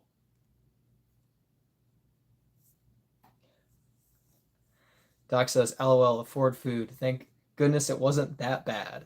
7201. Yeah, it's a 7. I just read it out loud. 7203.5. Unbelievable. YouTube review suggest grabbing a couple. There you go. 7-speed 2 glide does 0 for me. LOL. Says Steven.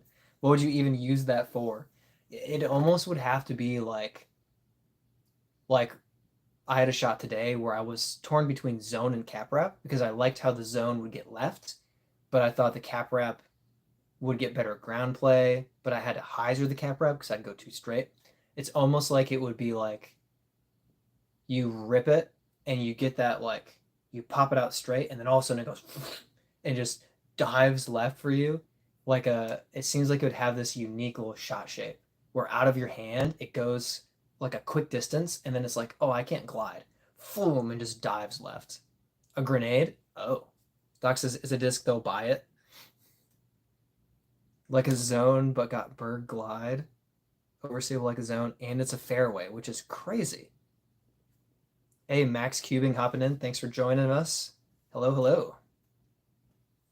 Feels kind of like a range and a cap wrap had a slightly disfigured kit. That is exactly right. I literally saw the top of it and I was like, oh, is this like a range Berg? And I was like, 7-speed? What? Yeah, I think you're onto something with that. Yeah. It is like a cap wrap range. I feel like they are, I mean, it's MVP Streamline Axiom. They're like, can it be done? Let's do it. Is it worth doing? Let's do it. It doesn't matter. They're just making it. And Jay, it'll flip if there's a fair headwind, and if you put a fair amount of anhyzer on it, has a pretty good fade at the end as well. Pretty sure that's the sweep, not the turbulence. Goodness. That Ed's talking about. The sweep. Yes. Doc says, I'd catch a grenade for you, but not with my head like that spotter. Okay. I don't recommend catching a disc with your head. At what point will we run out of flight number combinations and cannot physically make any new molds? It's still going to be a while. Numerically, like if you look at full flight matrix, where you have every speed with every stability and every glide, there are a ton of blank spaces where there's not a disc. So there's still a lot to be made. There's still a lot. I don't think a lot of them are useful though. And I don't think a lot of them will ever be made because no one will The market is just not there. Some of them are weird enough, like the turbulence, to be novelty and maybe useful at the same time. But some of them will just be like I don't know. I don't even know what to say. Like there's just no like space for it. Yeah. Like you get a 7 speed with a 2 glide. Like, are you really gonna ever get a 6 speed with a 2 glide? I don't know. Innova retires them, then renames them. And so does Discmania, because no longer is it the Enigma, it's the Horizon Line DD2. There you go. It happens. Max found a very old Innova Cobra, and I don't know the numbers, but it's super understable. It's just a roller disc. Yeah, interesting. Innova Cobra.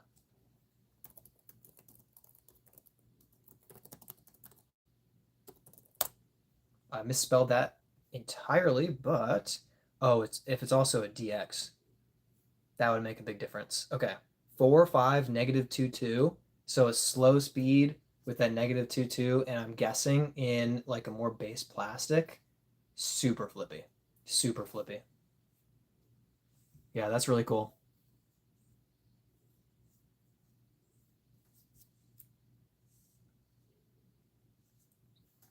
Dude just says, "Hey Doc, for the discount disc golf whatnot, $1. What price do they usually end at? Interesting. Figure you have experience. Doc does. He says 18. Watch out for shipping. Look at that. Quick answers from Doc. To be fair, max any old disc is going to be super understable if it's beaten. Yes. Jay says flippy. 15 probably won't get you much with shipping, whatever, to make it work. It's super beat up. Yeah, that makes a difference too. If it's lower quality plastic and super beat up, it's just going to be so flippy. Maybe go to a whatnot just to help. Oh, no, we got Doc. You've been sober for 2 months. Stay off the whatnot. You've got this. Stay strong. You don't want to turn your chip in. Very beat up 14-speed king, and it's a roller immediately. EJ says dog toys. Yeah, the old discs are so bad. I mean, not bad, but like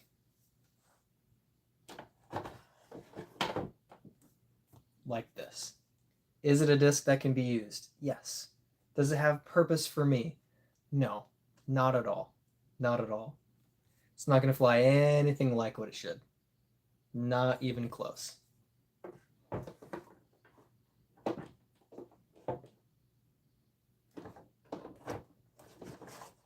This one's great. It's crappy old Innova T-Bird. This is like a roller. Comes out of the hand and just goes, dives to the right. Flies like an Innova Dragon. Probably floats too.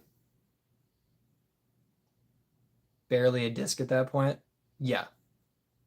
Try to find a time with fewer people. Okay, that's a good suggestion. Not even worth passing on to new players either. Doc says, Doc takes some offense at the Innova Dragon comment.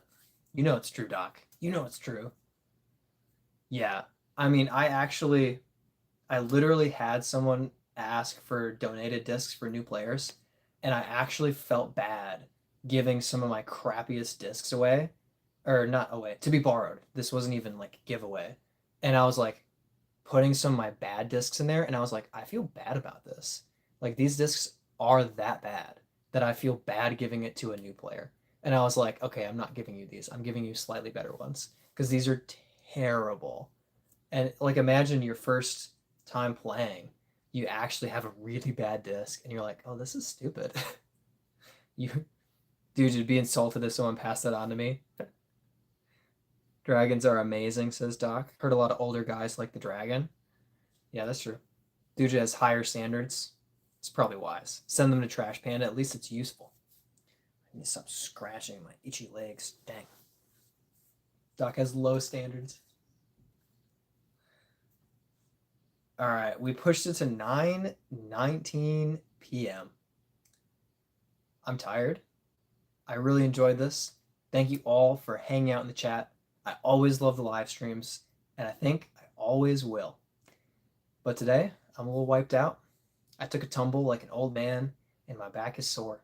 I'm ready to just kind of relax, maybe eat a little bit of ice cream, and do a little bit more editing before I go to sleep. Thanks again. You guys are great. Itchy legs, use petroleum jelly. I'm using icy hot. It seems to be like chiggers. Really, really irritating. Max also found a T-bird and a champion T-bird in the same day. There you go. Heal up those ribs. Yeah, seriously. Oh man, I feel it. It's not that bad, but it's enough to know tomorrow morning I'm not going to get around in. Not getting around in tomorrow. Enjoy the ice cream. Chocolate chip cookie dough. Can't go wrong. All right, guys. Have great weeks, everybody. Hopefully, yeah, I should be streaming on my gaming channel on Tuesday. Oh, quick shout out. Join our Discord if you haven't. Let me see. Boom. Join the Discord if you haven't. It's a lot of fun. We've got a ton of different channels on there, including like a form review channel where I told somebody I'd look at their form and I didn't. So sorry to that person. And yeah, we're just jumping on together, having a good time, chatting. So check it out. All right, guys. Catch you later. Peace out.